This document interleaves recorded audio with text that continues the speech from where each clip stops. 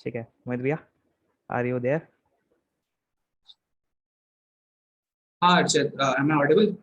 हाँ हाँ, Properly Audible audible है, यार। बिल्कुल। सही है यार, चलो यार, लेट्स बिगिन। ठीक है, पहले तो मैं जितना मतलब मेरे को आइडिया है मोहित भैया का, मैं वो बता देता हूँ आप लोगों को कि मोहित भैया मतलब मेरे से भी पहले आई गेस जब पेप कोडिंग शुरू हुआ था तब से वो पेप कोडिंग में पढ़ा रहे थे। और अभी मतलब उन्होंने जितना मेरे को आइडिया है, मतलब बीटेक नहीं कर रखी, मे बी कोई और डिग्री कर रखी है। और उन्होंने अभी अभी अमेजोन का SG1 क्रैक किया है। सही बोला है जो भी बोला है? हाँ यार, अभी जब बिल्कुल करेक्ट है। ठीक है। बिल्कुल सही तो है। मतलब पहले तो आप अपनी इंट्रोडक्शन दे दो 2-3 मिनट की, बाकी फिर क्वेश्चन स्टार्ट करते हैं। ठीक है यार, सो मतलब I am actually a BSc graduate. Is the screen visible? एक बार वेरीफाई कर दो यार, कोई भी चैट पे या मतलब किसी भी पेज पे। हाँ भैया। ठीक है यार, बढ़िया। तो मतलब I am actually a BSc graduate. Give me a second. All right. So, second, BSc graduate of 2019, and I started my journey as a TA in pep coding. ठीक है, then promoted to online. मतलब there was a on एक नया section start हुआ था जिसमें हम online doubt support देते थे, and then promoted to mentor. ठीक है, तो मतलब मेरी जर्नी तो मेजरली रही है पूरी की पूरी DSA सेंट्रिक। ठीक है, एंड मतलब अब मेरे को टोटल 2.5 इयर्स का हो गया एक्सपीरियंस मेंटरिंग पे, जिसमें मतलब डीएसए प्रोफाइल भी मैंने बिल्ड करवाई है स्टूडेंट्स की, एंड मोस्टली डीएसए सेंट्रिक ही रहा है। ठीक है, तो मतलब सिंस मतलब मैं तो अपने आप को ऐसे बोलता हूँ कि I am not done a degree but got the job. So yes, मतलब अमेजोन अभी रिसेंटली मैंने क्रैक करी है। ठीक है, तो मतलब जैसे पेप कोडिंग के बाद मुझे फिर आगे देखना था कि यार मेंटरिंग के बाद इंजीनियरिंग साइड मुझे घुसना था, तो मैं बहुत सारी जॉब प्रोफाइल स्विच कर रहा था, सर्च कर रहा था। तो मतलब अमेजोन जस्ट मतलब मैंने क्रैक करी है। एक अलग सा ही वो निकला पड़ा है कि मतलब you have to be a BTech, you have to be graduate to be a part of this company. तो मतलब ऐसा कुछ नहीं है। ये मुझे भी ऐसा लगता था कि ऐसा कुछ है, बट जैसे मैंने क्रैक करा और मुझे आइडिया लगा, मैंने अपने मैनेजर से बात करी, तो मतलब देयर इज कि कोई भी डिग्री वाला कर सकता है। ठीक है, तो मतलब अभी के लिए तो मेरी इंट्रोडक्शन है, ये मेरी हो गई। मतलब किस तरीके से मेरा प्रोसेस हुआ था अमेजोन में। ठीक है, तो ठीक है। अच्छा, मतलब कुछ लोग पूछ रहे हैं कि जो आपने मतलब अपॉर्चुनिटी क्रैक करी है ये एंटायरली मतलब ऑफ कैंपस ही, मतलब रेफरल भी आपने खुद ढूंढा या क्या क्या प्रोसेस था, मतलब स्टार्ट कैसे हुआ? मतलब इसका प्रोसेस बहुत ही मतलब बिल्कुल अलग सा एक्सपीरियंस। मेरी किसी बंदे से बात हुई थी, वो SD2 था, मतलब ही इज माय फ्रेंड जो पहले से अमेजोन में है। उसने मुझे अमेजोन का प्रोसेस बताया। पहले मैं ज्यादातर मेंटरिंग में ही खुश था, फिर मुझे सॉफ्टवेयर काफी इंटरेस्टेड लगा। उससे मैंने बात करी यार, अमेजोन या फिर मतलब ऐसी बड़ी बड़ी कंपनीज में तो सिर्फ बीटेक को लेते हैं। तो पहले तो मिथ ब्रेक हुई कि नहीं यार बीटेक ही मैंडेटरी नहीं है। फिर उसने मुझे बताया कि क्या क्या प्रोसेस होता है, तो उसने बोला कि डीएसए ही मतलब स्ट्रॉन्ग पॉइंट है, तो you have a very good good chance. तो उस टाइम पे ना मतलब एक ना ओपन लिंक निकला था गुरुग्राम ऑफिस का, मतलब they were building a new team जिसमें डीएसए सेंट्रिक लोगों की बहुत ज्यादा जरूरत थी। तो एक नया लिंक निकला था, एंड मतलब आई वाज जस्ट लकी कि मतलब मैं लिंक्डइन पे एक्टिव था उस टाइम पे, and I stumbled upon that link. तो जैसे मैंने लिंक पे क्लिक किया, मैं कुछ होप नहीं कर रहा था क्योंकि मुझे पता था कि रेफरल लगता है। ठीक है, तो मेरा लकीली सिलेक्शन हुआ जिसमें मैंने रेफरल नहीं लगाया। ठीक है, तो दो मिथ ब्रेक हुए मेरे इस पूरे के पूरे परस्यूट से। पहली चीज, बीटेक नेसेसरी नहीं है। दूसरी चीज कि रेफरल के बिना भी हो जाता है। ठीक है, तो मतलब मेरा कोई रेफरल नहीं लगा पड़ा, बट स्टिल मेरे को कॉल आ गई थी। It was a tedious process, मतलब जैसे जिनका रेफरल लगता है ना, उनका ये खासियत होती है कि उनका प्रोसेस काफी फास्ट होता है। मेरा जो प्रोसेस था, ये मान के चलो कि पूरा प्रोसेस ऑनलाइन असेसमेंट से लेकर, मतलब जब तक मेरे पास लिंक नहीं आया था ऑनलाइन असेसमेंट से लेके फाइनल सिलेक्शन तक, तो मेरा ये चला है 3 to 3.5 months। बहुत लंबा प्रोसेस चला है। ठीक है, तो मतलब जो मेरी राउंड्स भी शेड्यूल होते थे वो 2-2 हफ्ते बाद होते थे, क्योंकि मैं एक ऐसे चैनल के थ्रू जा रहा था जो मतलब ओपन टू ऑल था, कोई रेफरल नहीं था। तो रेफरल का ऑफ कोर्स फायदा होता है, बट मतलब थोड़ा सा एक लक फैक्टर भी होता है कि एक जैसे क्या होता है कि अगर तुम्हें कभी भी अपॉर्चुनिटीज ढूंढनी है ना, तो लिंक्डइन पे कनेक्ट करो उन लोगों से जिन जो लोग मैनेजर लेवल पे हैं। ठीक है, जो लोग टेक्निकल रिक्रूटर्स हैं, जिन्होंने पहले से अमेजोन निकाल लिया ना, वो जब रेफरल देते हैं तो वो अपने फायदे के लिए रेफरल देते हैं कि मतलब basically there is a referral bonus, कि अगर आपने किसी को रेफर किया और सिलेक्शन हो गया तो वो आपको बोनस मिलेगा। तो वो क्या करते हैं, वो ना मास में बहुत सारे लोगों को रेफरल देते हैं। ठीक है, पर उससे बेटर जो मुझे तरीका लगा वो ये लगा कि मैंने एक मैनेजर को फॉलो कर रखा था लिंक्डइन पे, एंड जब उसने पोस्ट डाली कि मतलब I have a new opening, तो मेरे को जल्दी पता चल गया। तो मतलब ज्यादा से ज्यादा मैं बोलूंगा कि ऐसे लोगों को फॉलो करो जो मैनेजर लेवल पे हैं, टेक्निकल रिक्रूटर्स है, इंस्टेड ऑफ जिन्होंने पहले से Amazon क्रैक कर रखा है, क्योंकि वो भी अभी नए हैं।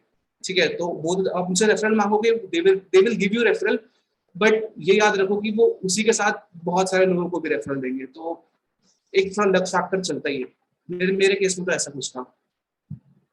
ठीक है। एक क्वेश्चन जो मेरे खुद के दिमाग में आता है, मतलब आपने बीटेक सॉरी बीएससी कंप्लीट कर ली थी 2019 में, सो अभी चल हाँ रहा है, हाँ मतलब अभी कम से कम 3-4 साल हो चुके हैं, तो इतने हाँ, बाद आपने ट्राई क्यों किया सॉफ्टवेयर का, पहले 3-4 मतलब साल है टेक में? मैं तुम्हें बता रहा हूँ यार, मतलब मेरे माइंड में एक मिक्स थी, मतलब तुम मानोगे कि मैं सुमित सर के फर्स्ट बैच में था, एंड मतलब सुमित सर ने पेप कोडिंग जब स्टार्ट किया था उनकी फर्स्ट बैच में था, तो मेरी जो फर्स्ट बैच थी वो दिसंबर 2017 में था। ठीक है, तो मेरे कॉलेज में ना, मतलब ये मान के चलो कि किसी को नहीं पता था कि कोडिंग के थ्रू जॉब भी लगती है। मतलब तुम ये ट्रैक रिकॉर्ड देख लो, मतलब अभी भी मैं किसी को बाहर बताता हूँ ना कि बैचलर के बाद क्या डिग्री डिग्री नहीं है, क्या इंजीनियरिंग जॉब लग सकती है, तो लोग बोलते हैं नहीं। मतलब अभी ना मैंने एक्चुअली ज्यादा प्रमोट नहीं कर रखा कि मतलब किसी को बोल नहीं रखा कि मैंने Amazon क्रैक किया है, क्योंकि मतलब अभी जस्ट मैंने ज्वाइनिंग वाइनिंग कुछ नहीं करी। तो जब मैं लोगों से पूछता हूँ ना, तो अभी भी लोगों के माइंड में ये वाला मिथ है कि यार बीएससी के बाद ना डायरेक्टली इंजीनियरिंग जॉब हो ही नहीं सकती। मतलब बहुत ही कम लोगों को पता है हो सकती है, तो मैं भी उनमें से ये एक था, और मेरे इस मिथ को ब्रेक होने में काफी टाइम लगा। एंड अगर मुझे पहले पता होता तो ऑब्वियसली ऑब्वियसली मेरे को ये 2022 में तो क्रैक ना करता, उससे पहले कर लेता, क्योंकि डीएसए तो पहले से यार मेरी काफी प्रिपेयर्ड थी, तो वो वाली चीज थी। ठीक है। ठीक है। तो हाँ अब इंटरव्यू एक्सपीरियंस मतलब कैसा रहा, उस पर बात कर लेते हैं। हाँ यार, इंटरव्यू एक्सपीरियंस मतलब मेरा जो इंटरव्यू अभी जो इंटरव्यू एक्सपीरियंस Amazon का जनरली चल रहा है वो कुछ ऐसा है कि आपके ना पहला राउंड होता है, मतलब पहला होता है आपका रेज्यूमे शॉर्टलिस्टिंग। ठीक है। रेज्यूमे शॉर्टलिस्टिंग मतलब कि पहले अगर आप एक जैसे एक लिंक आता है, आपने लिंक भरा, तो ये मान के चलो कि आपके जैसे बहुत सारे लोगों ने वो लिंक भरा, मतलब बहुत सारे लोगों को वो लिंक मिला, एक लिंक बहुत जल्दी फैलता है। ठीक है, तो ये मान के चलो कि अगर वो लिंक आप एक हफ्ते बाद देख रहे हो या 2-3 दिन बाद देख रहे हो, तो शायद वो लिंक वर्क भी ना करे। ठीक है, तो रेज्यूमे शॉर्टलिस्टिंग होती है। रेज्यूमे शॉर्टलिस्टिंग के बाद फिर जो प्रोसेस है आपका एक ओए आता है, ऑनलाइन असेसमेंट। अब Amazon जो ओए करता है ना, वो बहुत ही औसम तरीके से करता है। वो कैसे करता है, वो ना टाइम फिक्स नहीं करता। मतलब वो ऐसे बोलता है कि आपके पास ना इस दिन से लेके इस दिन का टाइम है, आप कभी भी लॉग इन करो और आप ओए दे दो। मतलब जनरली क्या होता है, बाकी उसमें क्या होता है कि आपके ओए का टाइम फिक्स होता है। ठीक है, तो आप ओए का टाइम फिक्स होता है, कभी कभी स्टूडेंट्स उसमें ज्वाइन नहीं कर पाते, या एक फाइनल रिवीजन एक फाइनल पुश की थोड़ा टाइम चाहिए होता है, तो Amazon उसके लिए बोलता है कि आप हम आपको वन मतलब कुछ सर्टेन टाइम देता है, उसके अंदर आपको वो 1 आवर या 1.5 आवर का असेसमेंट कंप्लीट करना होता है। ठीक है, 2 क्वेश्चन होते हैं, 2 क्वेश्चन पूरे पूरे डीएसए लेवल पे होंगे, मतलब कुछ डीएसए से अलग नहीं होता। थोड़ी सी मतलब मैं बोलता हूँ कि बहुत ही कम स्टोरी बिल्डिंग होती है।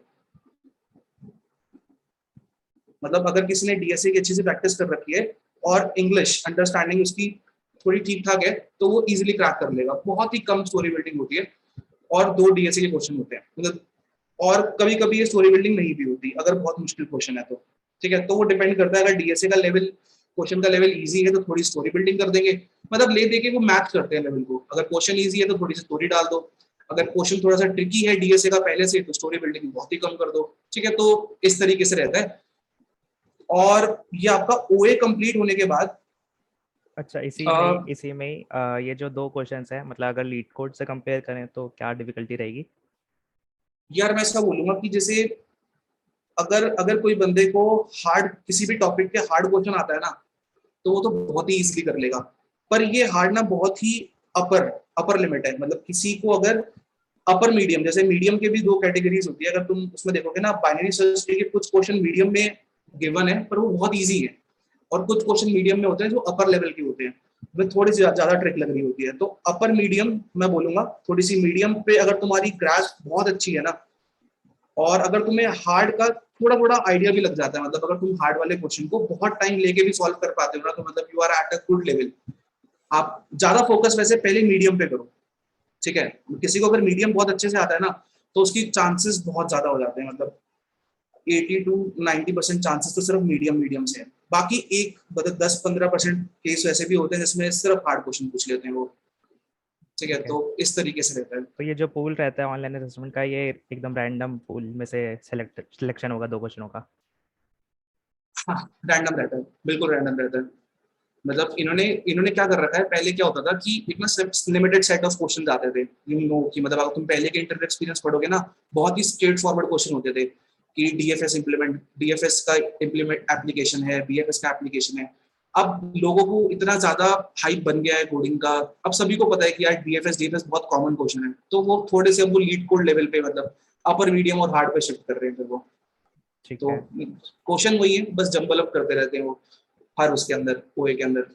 तो मतलब अगर बाकी लोगों से भी पूछा जाए कि अगर अमेजोन का जो ऑनलाइन असेसमेंट क्लियर कर चुके हैं, तो हाँ मेजरली टॉपिक्स क्या रहेंगे? जैसे आपका तो चलो फिर 2 ही क्वेश्चन है तो उसमें आइडिया नहीं लगा सकते कि क्या टॉपिक्स आएंगे, लेकिन इन जनरल आपने थोड़ा बहुत इंटरव्यू एक्सपीरियंस पढ़ा हाँ, हो। मैंने इंटरव्यू एक्सपीरियंसेस बहुत पढ़े थे यार, क्योंकि मतलब ये मान के चलो मेरे लिए तो एक बहुत ही सही नई अपॉर्चुनिटी थी, एक हम्म। नया अनचार्टेड टेरिटरी थी। तो जो चीज मैंने नोटिस करी है, अगर तुम ओए के लिए देख रहे हो ना, तुम ऑनलाइन असेसमेंट देख रहे हो, तो स्ट्रिंग्स, एरेज के क्वेश्चन पूछ रहे हैं। ठीक है, मतलब स्ट्रिंग्स एरेज जिसमें थोड़ा सा आपका स्लाइडिंग विंडो पे क्वेश्चन आ जाता है, काफी बार देखा मैंने, काफी बार देखा। ठीक है, बेसिक डीपी में मैं इसमें ये नहीं बोल रहा कि डीपी ऑन बिट्स और डीपी जो बहुत हाई लेवल बिट्स होती है वो नहीं। आप किसी को बेसिक नॉलेज ऑफ डीपी है, उसने मिन कॉस्ट और वो वाले क्वेश्चन कर रखे हैं जो एक लिमिटेड सेट में होते हैं, वो वाले मैंने देखे हैं। ठीक है, ग्राफ के क्वेश्चन मैंने ओए में कम देखे, मतलब अभी अभी वाले, जैसे क्या होता है कि इसके अंदर भी सेक्टर होते हैं, जैसे कि अगर आप 2018 से पहले या 2019 से पहले अगर आप टेस्ट दे रहे होते हैं ना अमेजोन का, तो बहुत इजी आ रहा था। उसके बाद फिर ये हर ईयर लेवल बढ़ाते गए, तो मैंने ग्राफ के क्वेश्चंस ओए में तो कम देखे हैं अपनी तरफ से। ठीक है, ज्यादातर मैंने array string, sliding window, basic DP, stack का क्वेश्चन देखा था मैंने, स्टैक एंड क्यूज। तो मैंने इसके अराउंड ज्यादातर क्वेश्चंस देखे हुए, और एरेज एंड स्ट्रिंग्स पे तो मतलब ये मान के चलो ओए के लिए भी इंपॉर्टेंट है और इंटरव्यू के लिए भी इंपॉर्टेंट है। मतलब किसी भी लेवल ऑफ इंटरव्यू पे, मतलब जैसे आपका इंटरव्यू का फर्स्ट राउंड है, सेकंड राउंड है, थर्ड राउंड है, एरेज एंड स्ट्रिंग्स के ऊपर क्वेश्चन पूछे गए हैं, हर लेवल पे पूछे गए हैं कभी ना कभी। तो ये मैंने ज्यादातर ट्रेंड देखा हुए का, ठीक अमेजोन है, का। इसमें 2 क्वेश्चन। एक तो जो हमारे पास ये टेस्ट केसेस रहेंगे इन क्वेश्चनों के, तो क्या इसमें कुछ हम्म। हिडन टेस्ट केसेस भी रहेंगे, मतलब जो बाद में इवैल्यूएट होंगे, ऐसा कुछ है क्या? हाँ बिल्कुल, मतलब जैसे लीड कोड लेवल पे होता है ना कि आपको 2 टेस्ट केस ओपन दे दिए, आप उसके ऊपर अपनी प्रोसेस कर रहे हो कि कैसे काम चलेगा, उसके बाद फिर कुछ हिडन टेस्ट केसेस होंगे जो इसके ऊपर ये रन करते हैं। और वो मतलब हिडन टेस्ट केसेस आप देख नहीं सकते, कुछ नहीं कर सकते, जस्ट सबमिट करने पे ये बताएगा कि कंप्लीटली सबमिटेड या नहीं, कितने रह गए टेस्ट केसेस, कुछ ऐसा कुछ बताते हो। ठीक है। और और कुछ नहीं दूसरी बताते। चीज, हम्म। ये जो स्ट्रिंग्स और एरेज के क्वेश्चन होंगे, ये मतलब क्लासिक प्रॉब्लम्स ही होंगे जो मतलब काफी सारों की शीट में मिल जाएंगी आपको, या फिर थोड़े वेरिएशंस होंगे? मोस्टली मैंने क्लासिक प्रॉब्लम्स ही देखी, बट जो मैंने वेरिएशंस भी देखे हैं ना, वो क्लासिक प्रॉब्लम्स के ऊपर ही है, मतलब बहुत ही 2 क्लासिक प्रॉब्लम्स मिक्स कर दिया कुछ इस टाइप से। तो ठीक है। जैसे कडांस, मैंने कडांस एल्गोरिथम की बहुत एप्लीकेशंस देखी हैं।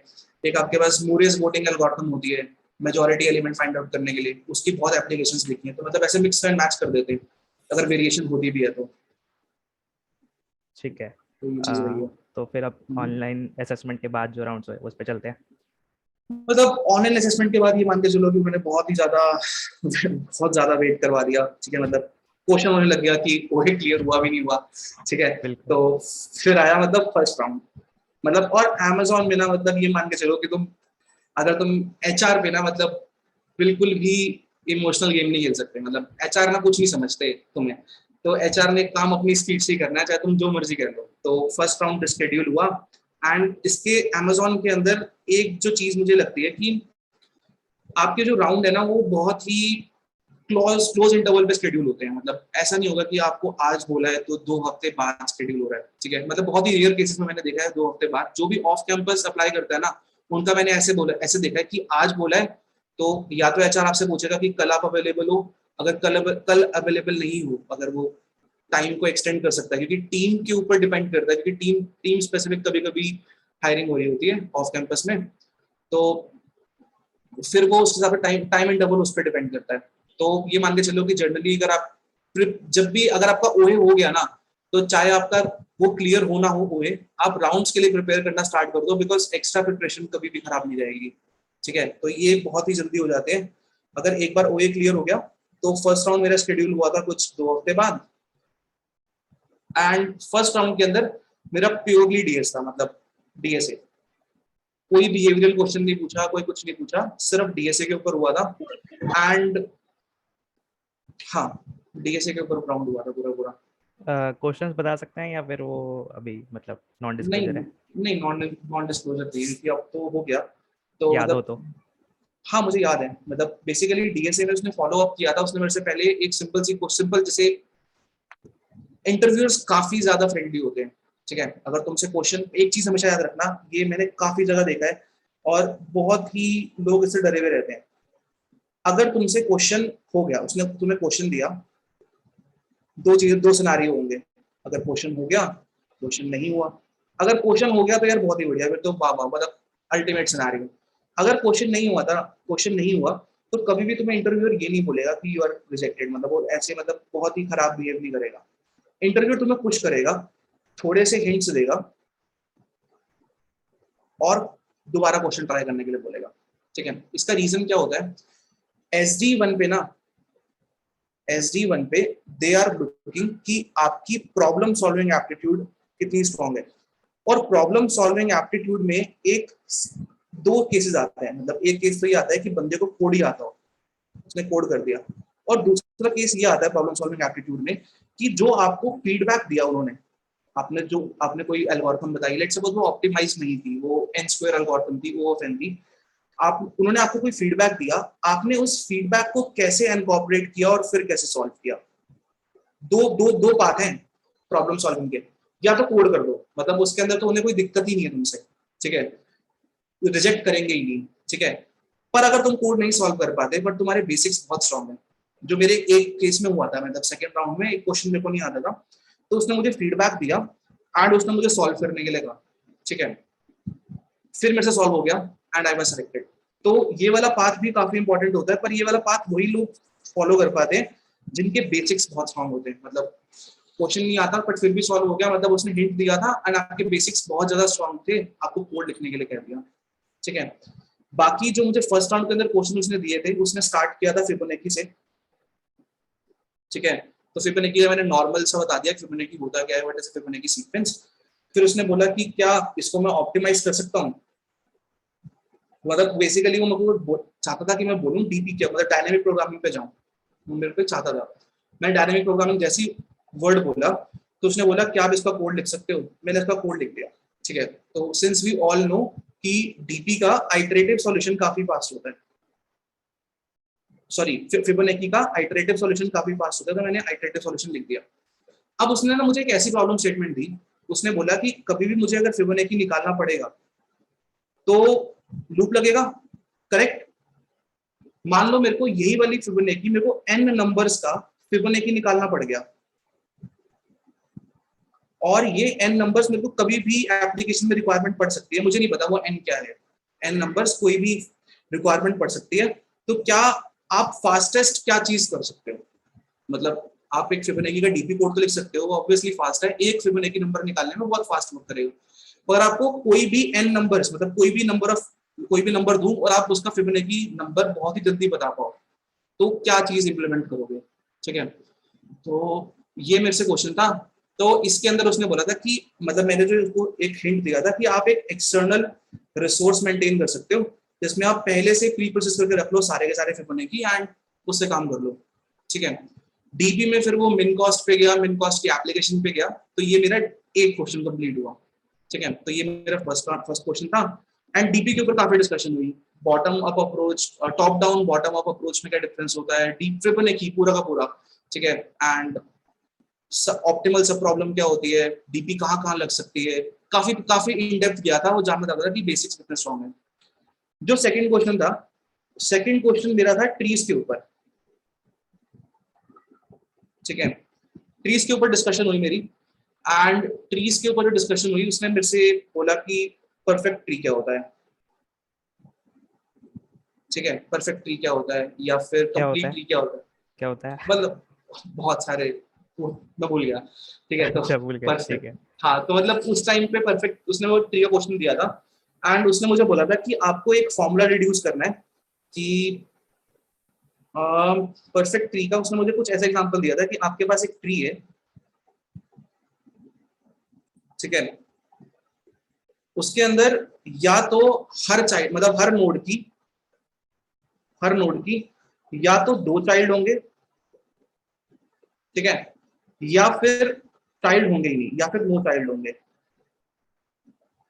ठीक है। तो जैसे कि ये मेरा एक परफेक्ट ट्री है, मतलब ये एक ट्री, उसे मतलब नाम याद नहीं हो किस ट्री की बात कर रहा था, पर ये उस ट्री का एग्जांपल है, ये भी एक उस ट्री का एग्जांपल है, ये भी एक उस ट्री का एग्जांपल है, मतलब हर एक नोड के पास या तो एक भी चाइल्ड नहीं है या 2 चाइल्ड है।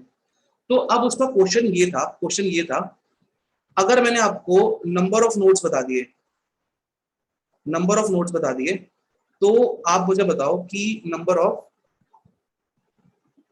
नॉन लीफ नोड्स कितने हुए,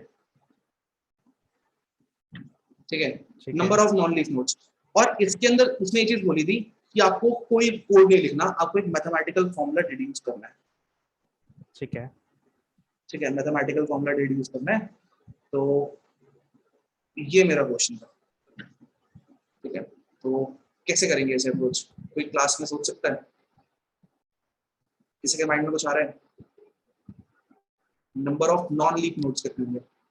अनम्यूट कर सकते हो यार कोई भी। कोई भी ट्राई करना चाहता हो? अच्छा, नंबर ऑफ नोड्स बताओ पहले तो उसमें। अगर हाफ से डिवाइड करें, हाफ से नंबर डिवाइड ऑफ करें, फिर नंबर उसको ऑफ फिर से हाफ इंटरनल से, nodes plus 1। Number of internal nodes plus 1। Non leaf nodes तो इंटरनल नोड्स होती है, तो मेरे को इंटरनल नोड्स ही बतानी है। अच्छा, मैंने टोटल लीफ हाँ, नोट्स नोड्स तो बता हमारे पास गिवन है ऑलरेडी। अगर हम लीफ नोट्स निकाल लें तो हमारे पास इंटरनल नोट्स आ जाएगी उसमें से माइनस करके। पर हाँ आप वही एग्जैक्ट। पर जब आप लीफ नोड निकालोगे तो लीफ नोड निकालने के लिए आपको क्या कॉम्प्लेक्सिटी लग जाएगी नंबर ऑफ लीफ नोड्स निकालने के लिए? बिग O ऑफ n, मतलब पूरा पूरा यस, ट्री ट्रेवर्स करना पड़ेगा। यस। उसको इससे भी फास्ट चाहिए था, मतलब ये तो मैंने बताया था, उसको इससे भी फास्ट चाहिए था। कैसे करोगे सोचो, सॉल्यूशन आपके सामने है। और अगेन मैं बोल रहा हूँ, इसके अंदर वो आपकी प्रॉब्लम सॉल्विंग एप्टीट्यूड देख रहा है, ये कोई ऐसा ट्रेडिशनल क्वेश्चन नहीं है जो हम सॉल्व करके आते हैं।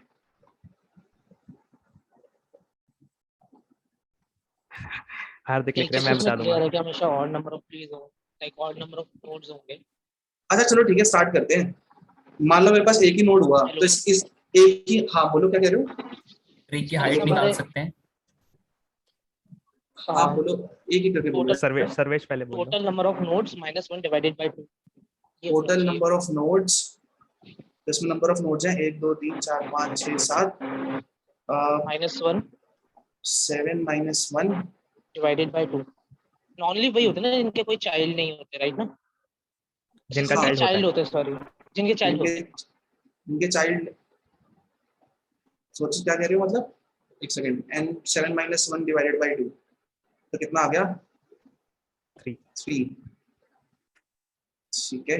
क्या ये हर जगह वर्क करेगा? चेक करो, एक नोड है तो इसके अंदर क्या आना चाहिए? 1 -1 divided by 2, answer is 0। Perfect. Next उस ट्री का एग्जांपल क्या हो जाएगा?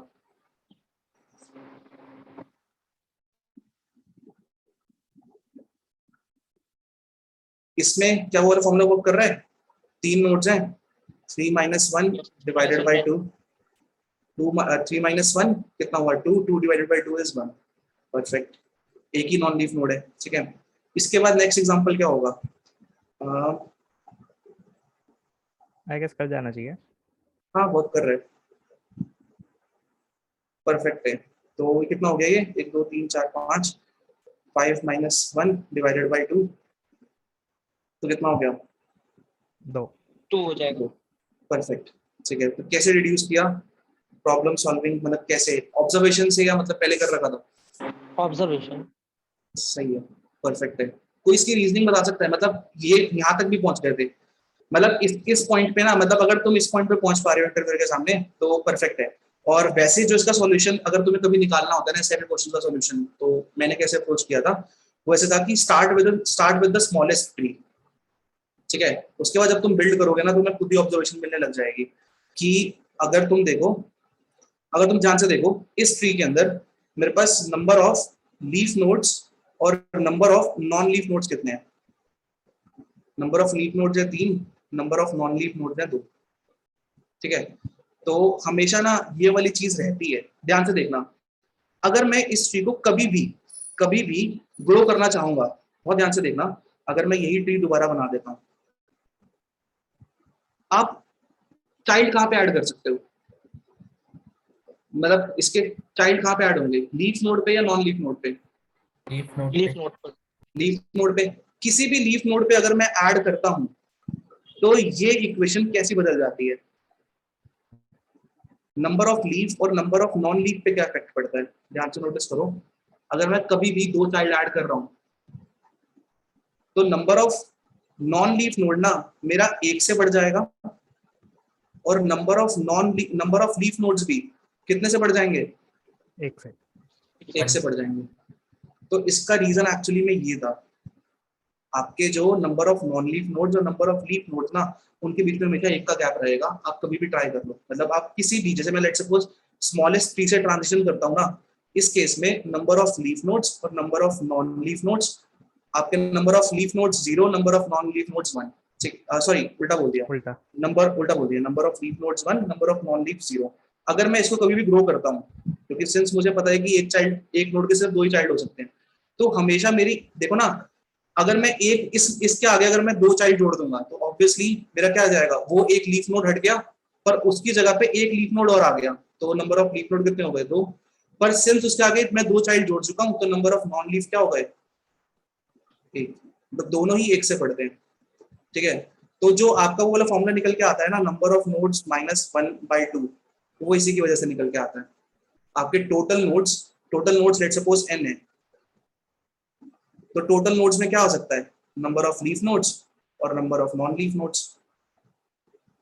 नंबर ऑफ लीफ नोड्स और number of non leaf nodes में हमेशा 1 का डिफरेंस होता है, और -1 करके अगर हाफ करोगे तो आप क्या निकाल सकते हो?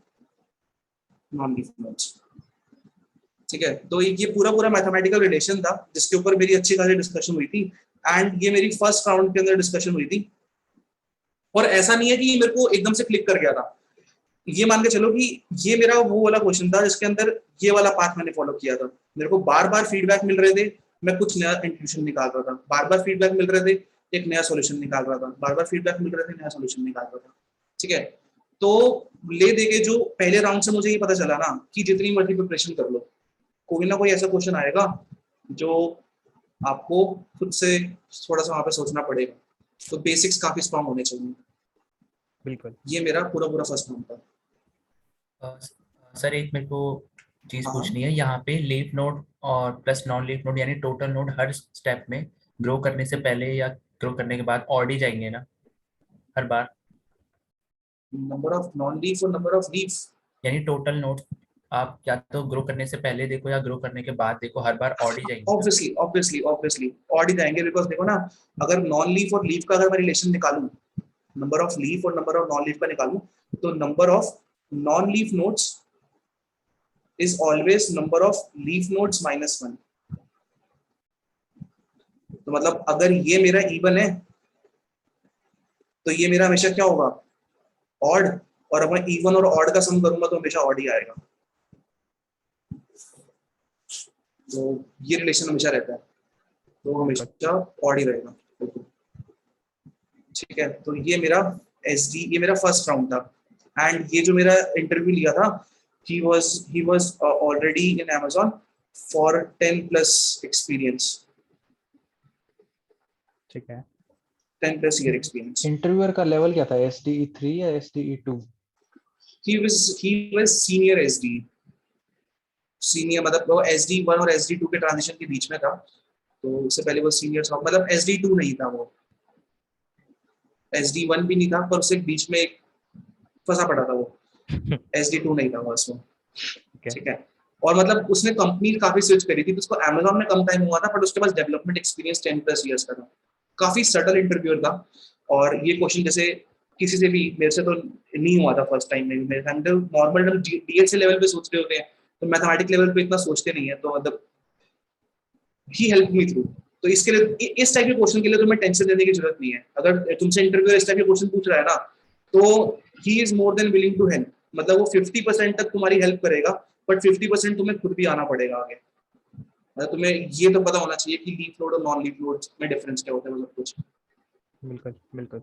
ठीक है। सर्वेश, मैं ना डाउट आपका लास्ट में लूंगा, मतलब जिनको भी बीच में डाउट्स आते हैं या तो वो चैट में ड्रॉप कर दो या तो फिर हैंड रेस करके रख लो, तो बाकी के डाउट्स हम लास्ट में ले लेंगे। मतलब मैंने कुछ डाउट्स पहले से मंगवा रखे हैं, जो जो पूछ रहे हैं, तो एक एक करके पूछ लेते हैं, ठीक है? तो बाकी के राउंड्स भी डिस्कस कर लेते हैं। ठीक है, तो ये SD1 था। करें फिर आगे मूव करें सर नेक्स्ट उस पे। बिल्कुल। लक फैक्टर ठीक है, भी है, हमारा इंटरव्यूअर कौन होगा क्या पूछेगा पता नहीं। बिल्कुल। बहुत मतलब मैं बताता हूँ कि लक फैक्टर जो बोलते हैं ना, कि लक वक्त कुछ नहीं होता, मैं बोलता हूँ लक होता है भाई, बिल्कुल होता है। ऑफ कैंपस जब रेफरल के बिना निकलता है ना, तो पता चलता है कि लक है भाई, कहीं ना कहीं लक है। ठीक है, तो लक फैक्टर है। बिल्कुल। तो SD2 अब आता है आपसे, मतलब इसके अंदर जो आपका इंटरव्यूअर होगा, SD2 नहीं, इंटरव्यू 2। इंटरव्यू 2, या ये मेरा इंटरव्यू 2 था, सॉरी, जो मेरे माइंड में चल रहा था, ये मेरा लिया था इंटरव्यू SD2 ने लिया था, ठीक है। बिल्कुल। ये SD2 बंदा था, तो मैंने इसलिए गलती से SD2 लिख दिया। ठीक है, तो इसने क्या पूछा था मेरे से कि आस्क्ड मी 2 DSA क्वेश्चंस, ठीक है, प्लस DSA क्वेश्चंस, और एक इसने लास्ट में मुझसे बहुत ही स्पीड में, क्योंकि इनके पास ना सिर्फ एक 1 आवर होता है, और इनका वो आर वर्क डे में काउंट नहीं होता, तो ये आपका बिहेवियर एनालिसिस, ठीक है। बिहेवियरल राउंड था। मतलब एक बिहेवियरल क्वेश्चन होता है, जो मतलब आपकी मेंटल स्टेट और आप टीम में कैसे काम करते हो, वो चीज जानने के लिए होता है। तो ये उसके लिए अपने क्वेश्चन पूछा था, ठीक है। Let's start with DSA। मतलब अगेन जो भी आपके राउंड होते हैं ना, ये शेड्यूल 1 आवर के लिए होते हैं, और सिंस मैं आपको बोल रहा हूँ कि 1 आवर, या फिर मतलब मेरे ख्याल से 1 आवर ही जाते हैं। और जो भी इंटरव्यू ले रहा होता है ना, ये मान के चलो कि उसे कभी भी वर्क आवर में ये काउंट नहीं होता। मतलब क्या होता है, कोई भी अगर आपका SDE या फिर SDM कोई भी आपका इंटरव्यू ले रहा है ना, तो उसके पास बहुत कुछ इंजीनियरिंग टास्क होते हैं, और कुछ उसको ऐसे टास्क मिलते हैं जो वो बाद में अपनी नेक्स्ट प्रमोशन में शो कर सकता है। तो ये एक्स्ट्रा टास्क होते हैं ना, इसके लिए कभी भी उसको एक्स्ट्रा टाइम नहीं मिलता मेरे हिसाब से, तो जितना मुझे पता है, तो ये काफी स्ट्रिक्ट रहते हैं, मतलब टाइमलाइन से 1 आवर के अंदर आपको अपना इंटरव्यू खत्म करना होता है। ले देके मैं ये कहना चाहता हूँ, ठीक है। अब इसने भी DSA से स्टार्ट किया था। DSA के 2 क्वेश्चन पूछे थे। पहला क्वेश्चन ये था कि, मतलब मेरे को पहला क्वेश्चन अच्छे से याद है, दूसरा क्वेश्चन अच्छे से याद नहीं। पहला क्वेश्चन इसका ये था कि he started with heap sort. What is a heap sort? ठीक है, heap sort क्या होता है, ठीक है, पहले तो इसने बताया। heap sort के बाद फिर ये मूव कर गया कि उस पे हीप के ऑपरेशंस क्या क्या होते हैं। तो हैव यू गाइस डन कि हीप के क्या क्या ऑपरेशंस होते हैं? हीप बता दो। पुश पॉप और हिपीफाई। पुश पॉप मेन ऑपरेशंस, मतलब किस तरीके से आपका ट्री मेंटेन रहता है। मैक्स हीप, मिन हीप, ऑपरेशंस पूछ रहे हैं। ऑपरेशंस मैक्स हीप मिन हीप तो आपके अल्टीमेट आउटकम है operations. Up heapify, down heapify, मतलब जब भी आप चेंजेस करते हो, कोई भी एलिमेंट डाल रहे हो, कोई भी एलिमेंट निकाल रहे हो, तो 2 ऑपरेशंस होते हैं, अप हीपीफाई, ठीक है, और डाउन हीपीफाई, ठीक है। राइटिंग थोड़ी ऐसी है, कोई नहीं, समझ आ रहा है मेरे को तो। ठीक है। तो अप हीपीफाई, डाउन हीपीफाई, तो इसके ऊपर उसने मेरे से क्वेश्चन पूछे थे। एंड उसने पहले तो हीप सॉर्ट पूछा था, जो मेरे को बेसिक्स आइडिया था, एक रफ आइडिया था, मैंने बता दिया, ठीक है। फिर उसने बोला हीप के अंदर क्या क्या ऑपरेशंस होते हैं, up heapify, down heapify, and he asked me कि क्या आप कोई भी ऑपरेशन परफॉर्म कर सकते हो। तो मतलब जो उसका पहला राउंड था, वो सिंपली मुझे ये जज करने के लिए था कि आपने DSA के क्वेश्चंस की कितनी इंप्लीमेंटेशन अच्छे से कर सकते हैं। मतलब ये इंप्लीमेंटेशन वाले क्वेश्चन थे, क्योंकि इसके अंदर कोई नया लॉजिक नहीं लग रहा था। किसी को पहले से आता है तो वो बता देगा, किसी को पहले से नहीं आता तो फंसेगा। बिल्कुल। ठीक है। और डाउन ईपी5 एक इंपॉर्टेंट टॉपिक है यार, हीप सॉर्ट हीप वीप भी, तो ये पढ़ लेना। तो मैंने डाउन ईपी5 इंप्लीमेंट कर दिया था पूरा का पूरा, एंड आपको पूरा पूरा इंप्लीमेंटेशन दिखाना था। 2 ऑपरेशंस होते हैं वो मैंने पूरे पूरे स्ट्रक्चर्स बना के दिखा दिए, किस तरीके से कॉल होता है, किस तरीके से चलता है। ठीक है, तो पहला क्वेश्चन सिर्फ इंप्लीमेंटेशन था। The second question was around priority queue. ठीक है, कुछ जैसे हमारे पास मिलिट्री होती है ना, तो मतलब ऐसे पूरा पूरा स्टेज सेटअप था, स्टोरी सेटअप थी, उसमें आपके पास कुछ ट्रूप्स हैं, आपको कुछ कुछ एरियाज में भेजने हैं, तो और आपको इस तरीके से भेजने हैं कि आप अपनी विन सबसे ज्यादा सिक्योर करो और आपकी अच्छी सबसे ज्यादा यूटिलाइजेशन हो सके। तो उसमें कुछ आपकी प्रायोरिटी क्यू, अगेन हीप की एप्लीकेशन ही थी। Second question was priority queue, जिसके ऊपर उन्होंने मेरे से क्वेश्चन पूछा था और इसमें मैं स्टक करा था। Again they gave hint and वो हो गया था, क्योंकि स्टोरी बेस्ड क्वेश्चन की आदत नहीं होती एंड 1 आवर में वो भी काफी कोऑपरेटिव होते हैं। तो आपको अगर आप एक बार फंस रहे हो और हिंट मिल रहा है तब आप सॉल्व कर पा रहे हो, again I am saying you are in a safer side. उनको कोई भी ऐसा बंदा नहीं चाहिए जो सिर्फ सॉल्यूशन याद करके बैठा पड़े, एंड जो सॉल्यूशन याद करके जा रहा है ना, देख उनको आराम से पता चल जाएगा। वो इंटरव्यू इतने ले चुके होते हैं, उनको इस तरीके से आइडिया होता है, उनको पता होता है क्या चीज देखनी है, तो उनको पता चल जाएगा अगर याद करके गए हो। तो एक ये थोड़ी बहुत अच्छी चीज भी होती है, अगर इस टाइप के क्वेश्चन में फंसते हो तो आपको एक आपकी डिस्कशन निकल कर आती है जो आपको एक काफी अपर हैंड दे देती है। ठीक है, तो this was the second round. Second round काफी सही था, मतलब इतना ज्यादा मेरे को नहीं लगा। फर्स्ट राउंड में मैं इस क्वेश्चन को देख के थोड़ा ज्यादा डर गया था। ठीक है, और बिहेवियरल एनालिसिस, बिहेवियरल राउंड में तो उसने ये पूछा था कि आपने क्या कभी पहले किसी डेव प्रोजेक्ट में काम कर रखा है और अगर काम कर रखा है तो आप क्या कभी फंसे थे उसके अंदर, कभी स्टक हुए थे, और अगर स्टक हुए थे तो किस तरीके से आपने इसको रिजॉल्व किया। ठीक है, अगेन जो आपका SD1 के राउंड है वो मोस्टली डीएसए सेंट्रिक होते हैं। आपसे कभी भी डेव का कोई कंपोनेंट लिखवा के नहीं देखते, but again they will know कि आपने कभी डेव पे काम किया नहीं किया। ठीक है, तो अगर आपने कोई भी, ऐसा नहीं होता कि बहुत मेजर प्रोजेक्ट पे काम कर रखा हो, it can be a project जो आपने कभी कॉलेज में सबमिट किया था एंड आपके फ्रेंड्स मिलके बना रहे थे, आप कहीं पे फंसे, तो अगेन वो ये जानना चाहते हैं कि अगर आप फंसते हो तो क्या आप उस प्रोजेक्ट को छोड़ देते हो या फिर रिजॉल्व करने के लिए क्या क्या स्टेप्स फॉलो करते हो। जैसे कॉलेज लेवल पे क्या स्टेप्स हो सकते हैं कि अपने हेड ऑफ डिपार्टमेंट के पास गए या फिर अपने उस प्रोफेसर के पास गए जिसकी उसको नॉलेज थी, आपने सर्च किया। ठीक है, ठीक है, यहाँ तो पे वैसे कोई ये सब बिट्स कुछ है। है नहीं, बिट्स वगैरह कॉलेज से है नहीं जो प्रोफेसर पे जाएंगे। खैर छोड़ो। हाँ मतलब यार वही है, तो थोड़ी सी वो वाली चीज रहती है, बिहेवियरल ठीक है। Round and all. हाँ। ठीक है, बाकी ये आपका इंटरव्यू 2 था। इंटरव्यू 3 काफी बाद शेड्यूल हुआ था, मतलब ये मान के चल रहे हो कि जो इंटरव्यू 1 था और इंटरव्यू 2 के बीच में ज्यादा डिस्टेंस नहीं था, आपके 2 वीक्स या 1.5 वीक्स के अंदर रिजल्ट आ गया था। और उन्होंने जैसे ही रिजल्ट आता है ये वेट नहीं करते कि बधाई वो थोड़ा सा आराम कर लो, एकदम से सेकंड राउंड का दे देते हैं। ठीक है, और फिर इंटरव्यू 2 के बाद दे टुक सम टाइम एंड 2 वीक्स के अराउंड फिर उन्होंने ये दे दिया था इंटरव्यू 3।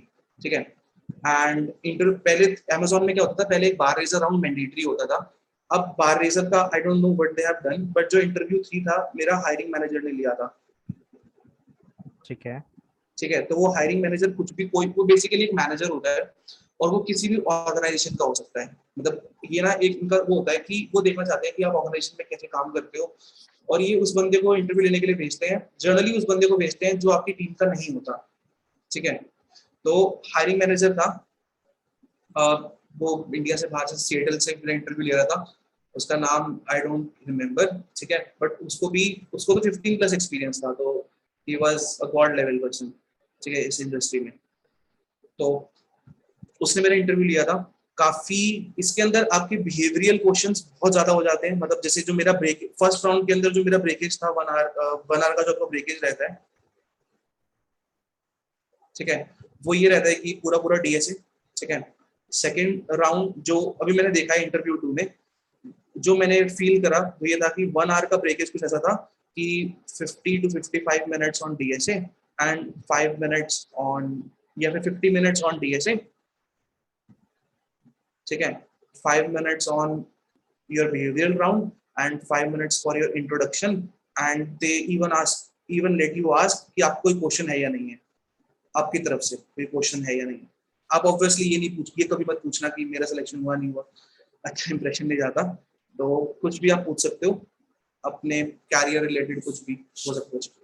इंटरव्यू 3 में जो मेरा 1 आवर था वो कुछ इस तरीके से डिवाइड हुआ कि आपके जो बिहेवियरल राउंड था, 15 मिनट्स का जो बिहेवियरल राउंड पहले उसमें था, ये मेरा यहाँ पे 15 to 20 मिनट्स हो गया। ठीक है, तो इसके अंदर वो काफी डेप्थ में जाते हैं कि आपने पहले कभी आपकी डेवलपमेंट एक्सपीरियंस है या नहीं है। ठीक है, आपने कहाँ फंसे थे, वही वाली बात आ जाती है। ठीक है, आपने उसे कैसे रिकवर किया। इवन दे कैन आस्क कि लेट्स सपोज अगर आपकी मैनेजर से लड़ाई हो गई तो कैसे रिजॉल्व करोगे। ठीक है, ठीक है, तो ये सारे रियल लाइफ क्वेश्चंस, मतलब इसके अंदर कोई टेंशन की बात नहीं होती। You have just have to be open and outspoken. ऐसा नहीं होता कि बस कंजर्वेटिव से बैठे रहो। तो वो वाली चीज रहती है। आपने कोई भी पहले प्रोजेक्ट पे काम कर रखा हो, चाहे कॉलेज लेवल पे आपने सबमिशंस, कॉलेज लेवल पे सबमिशंस तो हमेशा होते हैं यार। ठीक है, और मेरे ख्याल से प्रोजेक्ट सभी सबमिट करते हैं, चाहे जैसे भी करते हैं, पर प्रोजेक्ट तो सबमिट करते ही हैं। तो वो भी शेयर कर सकते हो कहीं ना कहीं पे उस पर फंस के। ठीक है, अब दूसरी चीज इसमें जो डीएसए था, ये चला था कुछ 30 मिनट्स के अराउंड, 30-35 मिनट्स के अराउंड। अच्छा, हायरिंग मैनेजर ने भी डीएस से पूछा? हाँ, पर इसका डीएसए इजी लेवल का था। मतलब ये ज्यादातर ना यार 15 प्लस ईयर के एक्सपीरियंस के होते हैं, तो मतलब ये ज्यादा कोडिंग रिलेटेड चीज नहीं पूछते, बट फिर भी ये एक चेक तो लगाते हैं कि, क्योंकि एक्चुअली ना इनके ना कुछ मैट्रिक्स होते हैं। मतलब उन्होंने को स्टार्टिंग में बता दिया था कि you will be hearing my typing sound, and उसके अंदर आप वो कर रहे होगे, आपको ऐसा लगेगा कि मैं कुछ टाइप कर रहा हूँ। हम कुछ ये मैट्रिक्स फिल करते हैं, जिनके ऊपर बाद में डिस्कशन होती है। तीनों राउंड के इंटरव्यूअर्स बैठ के अपना अपना मैट्रिक फिल करके देते हैं, एंड फिर उसके बाद आपकी कंपनसेशन आपको लेना है या नहीं लेना, आपको दोबारा मौका देना है, मतलब जो भी बार रेजर में या एक और राउंड लेना है, एचआर राउंड लेना है, वो सब कुछ इस पर डिसाइड होता है। ठीक है, तो ये मैट्रिक्स होते हैं इनके। और थर्ड इसके अंदर भी वही था, आप ये हमेशा 5 मिनट इस छोड़ देते हैं किसके लिए, आपकी इंट्रोडक्शन, अपने बारे में कुछ अच्छी चीजें बतानी है, बताओ, introduce yourself, promote yourself and ask any question if you have any. तो ये वाली चीज हमेशा रहती है। ठीक है, ठीक है, तो तो इसमें डीएसए जो था याद है क्या पूछा था? इसमें तो काफी इजी था। मतलब इट वाज कि आपके पास बाइनरी ट्री है एंड आपको उसको सीरियलाइज और डीसीरियलाइज कोड लिख दो। कुछ लोग अभी सोच रहे होंगे ये इजी है। यार मतलब अगर तुम देखोगे ना, अगर वो ग्राफ पे जाते और तुमसे यूनियन फाइंड के क्वेश्चन पूछ लेते तो इससे बहुत इजी लगता, सीरियलाइज और डीसीरियलाइज। तो वो वाली रिलेटिवली चीज इजी है। है बिल्कुल। हाँ, रिलेटिवली बहुत इजी है। तो मतलब ये, और एक चीज और ये है कि जो थर्ड राउंड है ये काफी पर्सन डिपेंडेंट है। मैंने इसके ऊपर ऐसे ऐसे राउंड्स भी देखे हैं जिसपे ट्राइज के ऊपर क्वेश्चन पूछे हुए। मतलब अगर आपका राउंड 1 राउंड 2 निकल जाए तो ट्राई भी एक बार देख लेना। ठीक है, good to have a try देखना। और अगर ग्राफ, राउंड 1 राउंड 2 निकल जाता है। हाँ मतलब इसके ऊपर ज्यादा फोकस करना, क्योंकि ये होते तो 15 प्लस ईयर एक्सपीरियंस के, तो उनके चैलेंज, उनकी नॉलेज को चैलेंज नहीं कर सकते। ये जो तुम जिस टीम में तुम जा रहे हो, ये तुम्हारे हम जैसे मतलब टोटल 20-30 या उससे ज्यादा की लोगों की टीम को तो हैंडल कर रहे हैं। तो मतलब इनकी नॉलेज बहुत होती है। इंटरव्यू किसी भी तरीके से घुमा सकते हैं ये। इनको लगेगा ना कि उनको ऐसा लगेगा कि इस बंदे को थोड़ा सा डाउट है, तो वो मुश्किल भी घुमा सकते हैं। ठीक है, तो ट्राई, ग्राफ, और इसमें अच्छा, इसमें राउंड 3 में ना थोड़ा सा ये भी चीज इंपॉर्टेंट आ जाती है, ओएस और डीबीएमएस जो कि कॉलेज के सब्जेक्ट्स है ना, इसके इंटरव्यू क्वेश्चंस और इसके बारे में थोड़ी नॉलेज रखना। मेरे को फर्स्ट राउंड और सेकंड राउंड में तो वैसे भी एक्सपीरियंसेस में नहीं दिखा इतना ओएस एंड डीबीएमएस, बट वैसे दिख गया। वैसे मैंने देखा है राउंड 3 में कभी पूछ लेते हैं, तो इस मेरे से नहीं पूछा, बट ये अगेन मैं बोलता हूँ कि इंटरव्यू डिपेंडेंट चीज है। ठीक है, so this was the complete interview experience. मतलब मुझे फ्रैंकली, मैं अगर तुम्हें अपना एक्सपीरियंस बताऊं, कि मुझे लग रहा था कि बहुत ही टफ होगा अमेज़न का इंटरव्यू, बट और मतलब ऐसा होगा कि जैसे वो नहीं होता कि हिटलर बैठा पड़ा है सामने, नहीं आया तो बस भाग जाओ यहाँ से, वापस मत आना, शक्ल मत दिखाना। तो ऐसे नहीं होता, काफी हेल्पफुल होते हैं उस तरीके से। ठीक है, तो वो वाली चीज है। बेसिक्स पर स्ट्रॉन्ग इसमें चाहिए। मतलब आई फेल्ट वन थिंग कि जिसको बेसिक्स नहीं आते ना, उसकी तो फिर इंटरव्यू भी हेल्प नहीं करता। ठीक है। वो वाली चीज है। इसमें एक क्वेश्चन मैं भूल गया, लेकिन क्वेश्चन क्या था? बताओ बताओ, सोचो सोचो, याद करो। चलो कोई नहीं, जब तक बाकी क्वेश्चन पूछ लेते हैं। हाँ, बार रेजर राउंड क्या सिर्फ ऑप्शनल होता है? मतलब जिनका थोड़ा पहले के राउंड्स अच्छे नहीं गए सिर्फ उन्हीं का होगा, ऐसा कुछ है क्या? ऐसा नहीं है, ऐसा नहीं है, ऐसा नहीं है। मतलब बार रेजर का ना यार कुछ क्राइटेरिया है जो मेरे को अभी भी समझ नहीं आया। अब अभी रिसेंट हायरिंग्स में बार रेजर नहीं हो रहे। काफी हायरिंग मैंने देखी जिसमें बार रेजर नहीं हुए, बट उससे पहले बार रेजर हो रहे थे। बट हाँ, अगेन बार रेजर का जो रीजन यही है, बार रेजर का रीजन ये होता है कि मतलब इन्होंने एक लाइन सेट कर रखी है कि लेट सपोज मेरे पास ये 100% जनता है, ठीक है, ये 100% जनता है, तो मेरे को जो नया बंदा लेके आना है वो एटलीस्ट मेरी पुरानी जनता की 50% से ज्यादा, या मतलब कुछ कुछ परसेंटेज होता है कि उससे ज्यादा कुछ कमाल का बंदा हो। ठीक तो है। धीरे धीरे धीरे मतलब कंपनी का कल्चर इंप्रूव होता रहे, बैकवर्ड ना जाए। तो बार रेजर का रीजन सिर्फ यही होता है। एंड अगर बार रेजर किसी का आता भी है तो there is no need to worry. I know some hiring जिनमें तो बार रेजर भी हुआ था, एंड उनसे फिर वो कोर के सब्जेक्ट्स थोड़े ज्यादा पूछ लेते हैं, कोर के अंदर चले गए तो। तो ये डरने की बात नहीं है, आप ये बोल रहे मतलब डरने का कुछ फायदा नहीं है। हो? बात तो क्या ही करे, वो तो पर्सपेक्टिव है, पर डरने का कोई फायदा नहीं है। बिल्कुल। हम्म। ठीक है, तो ये तो हमने बात कर ली इंटरव्यू राउंड की। अब मतलब आपकी साइड से कुछ रहता हो इंटरव्यू राउंड में, कोडिंग राउंड में कुछ भी? बेसिक स्ट्रॉन्ग रखो यार, मतलब मेरा तो यही मानना है, बेसिक स्ट्रॉन्ग है तो बस बहुत बढ़िया। ठीक है, तो नेक्स्ट वही है और कुछ नहीं। टॉपिक नेक्स्ट डिस्कशन का कि कोर सब्जेक्ट्स मतलब अगर पढ़ने हो तो कहाँ से पढ़ें और कैसे पढ़ें, कितना पढ़े, कौन कौन सा पढ़े? Core subjects OS, YouTube, DBMS, CN, oops, कितना क्या पढ़ना है? यूट्यूब की चैनल्स हैं, काफी बड़े बड़े चैनल्स हैं, नॉलेज गेट है, ठीक है। ठीक है। मतलब अगेन वो आपसे कभी भी ओएस की कैसे नहीं बोलेंगे स्क्रिप्ट लिख के दिखा दो या कुछ कर दो, बट आपको बेसिक नॉलेज पता होनी चाहिए। नॉलेज गेट है, मतलब बहुत सारे चैनल्स हैं, नाम भी मुझे याद नहीं, बहुत सेग्रीगेटेड रिसोर्सेज है। मतलब कभी भी ना अपने आप को एक रिसोर्स पे फिक्स मत करो, तुम्हें जहाँ जो चीज अच्छी लगती है ना, मतलब मैंने कहीं पे देख, मैंने काफी बार देखा है स्टूडेंट ना इमोशनल हो जाते हैं चैनल के साथ कि इन्हीं भैया से पढ़ना है या इन्हीं से पढ़ना है, तो वो मत करो। सेग्रीगेटेड रहो, जो जहाँ तुम्हें अच्छा लग रहा है, जहाँ तुम्हें अच्छे फीडबैक मिल रहे हैं वहां से पढ़ लो। मतलब मेरा तो मैंने कोई ऐसा पर्टिकुलर चैनल फॉलो नहीं किया, बस हाँ ओएस के लिए मैंने नॉलेज गेट देखा था, मुझे अच्छा लगा। ठीक है, रविंद्र वैसे बाबू रविंद्र की वीडियोस पढ़ना क्या क्या होता है कोर सब्जेक्ट्स पढ़ना। में? कोर्स सब्जेक्ट्स में आज आपको कॉलेज लेवल पे है, उससे बाहर नहीं पूछते। ऊप्स, ओएस, डीबीएमएस, ये अच्छा, तीनों तो। ओप्स, हाँ, ऑब्जेक्ट ओरिएंटेड प्रोग्रामिंग में एक काफी चीजें आ जाती हैं। ऑब्जेक्ट ओरिएंटेड प्रोग्रामिंग में आपका इनहेरिटेंस पता होना चाहिए, कैसे वर्क करता है, ठीक है। आपके वो जितने भी 4 पिलर्स या पिलर्स होते हैं, pillars of object oriented programming, abstraction, encapsulation, उसमें कंफ्यूजन नहीं होनी चाहिए, ठीक है, ये सब कुछ हो गया। मेमोरी मैनेजमेंट, मतलब मैंने देखा है बहुत सारे क्लेम्स में वो ऑब्जेक्ट ओरिएंटेड प्रोग्रामिंग आती है, बट मैं जब उनको बोलता हूँ कि भाई मैंने ये ऑब्जेक्ट बनाया है, इसके अंदर मेमोरी कैसे वर्क कर रही है, वही नहीं पता, तो एक बहुत बड़ा फेलियर होता है। मेमोरी मैनेजमेंट, कैसे मेमोरी मैनेज हो रही है, शैलो कॉपी, डीप कॉपी।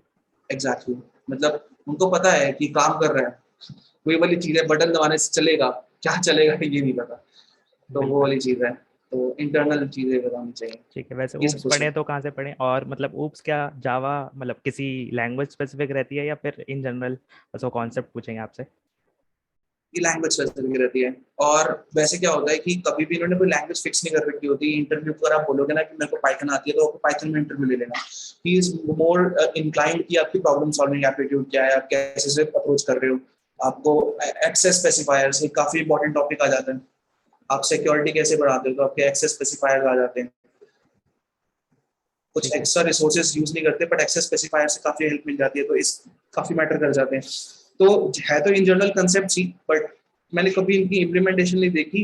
पर अगेन अगर आपको कंसेप्ट्स बिल्ड करने हैं स्ट्रॉन्ग, तो इम्प्लीमेंटेशन करे बिना नहीं कर सकते, थोड़ी सी इम्प्लीमेंटेशन। मैंने जो खुद फील किया है वो ऊप्स में थोड़ा लैंग्वेज स्पेसिफिक रह जाता है। जैसे मेरा भी सेल्स फोर्स का जब लास्ट इंटरव्यू था तो उसमें क्या था, उन्होंने मल्टीपल इनहेरिटेंस पूछा, तो मैंने सी प्लस प्लस में तो दे दिया, होता है वहाँ पे तो इजीली, तो वो थोड़े सेटिस्फाई से नहीं लगे।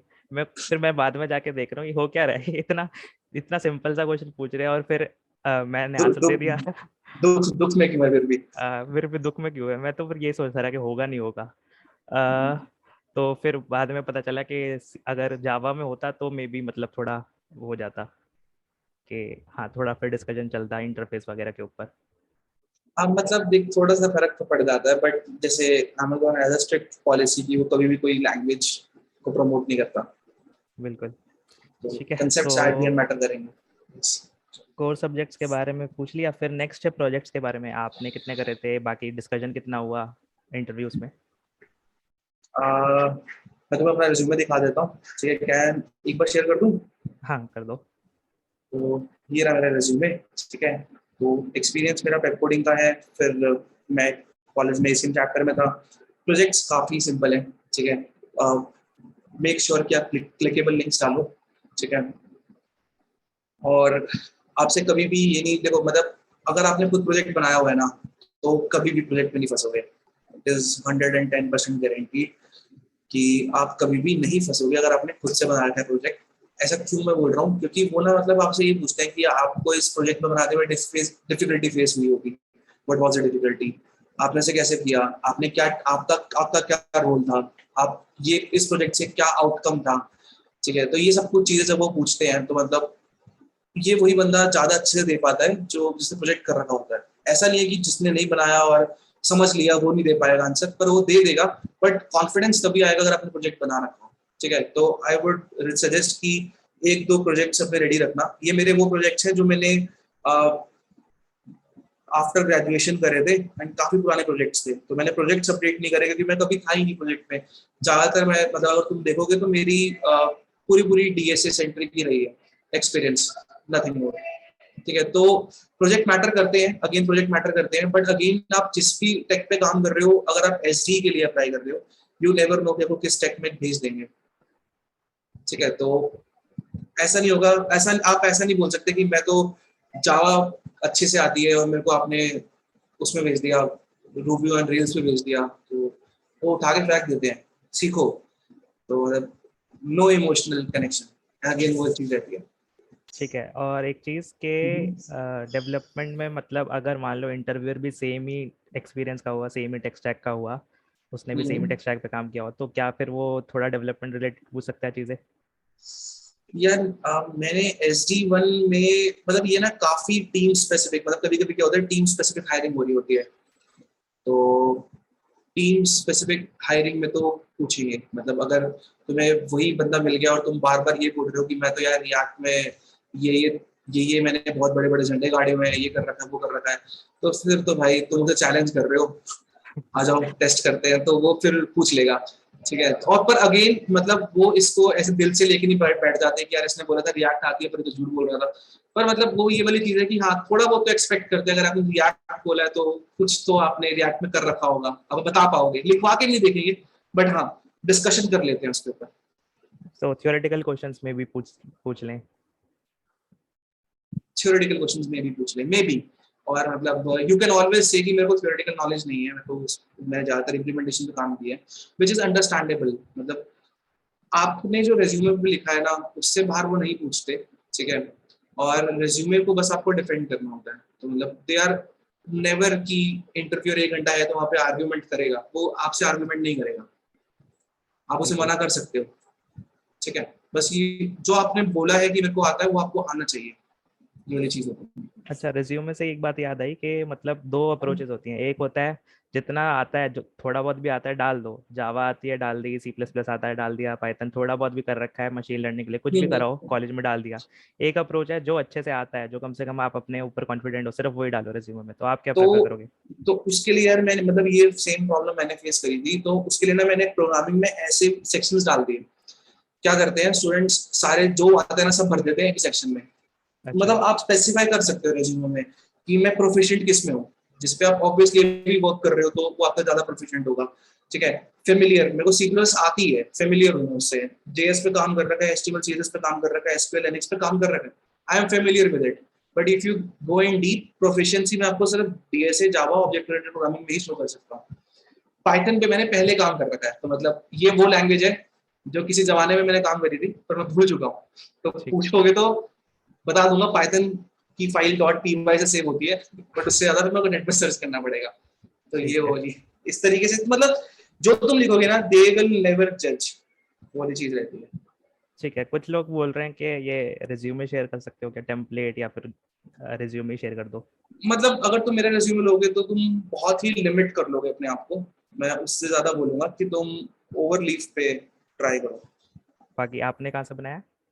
ओवरलीफ, ठीक है। ओवरलीफ एक वेबसाइट है एंड मतलब काफी बढ़िया वेबसाइट है।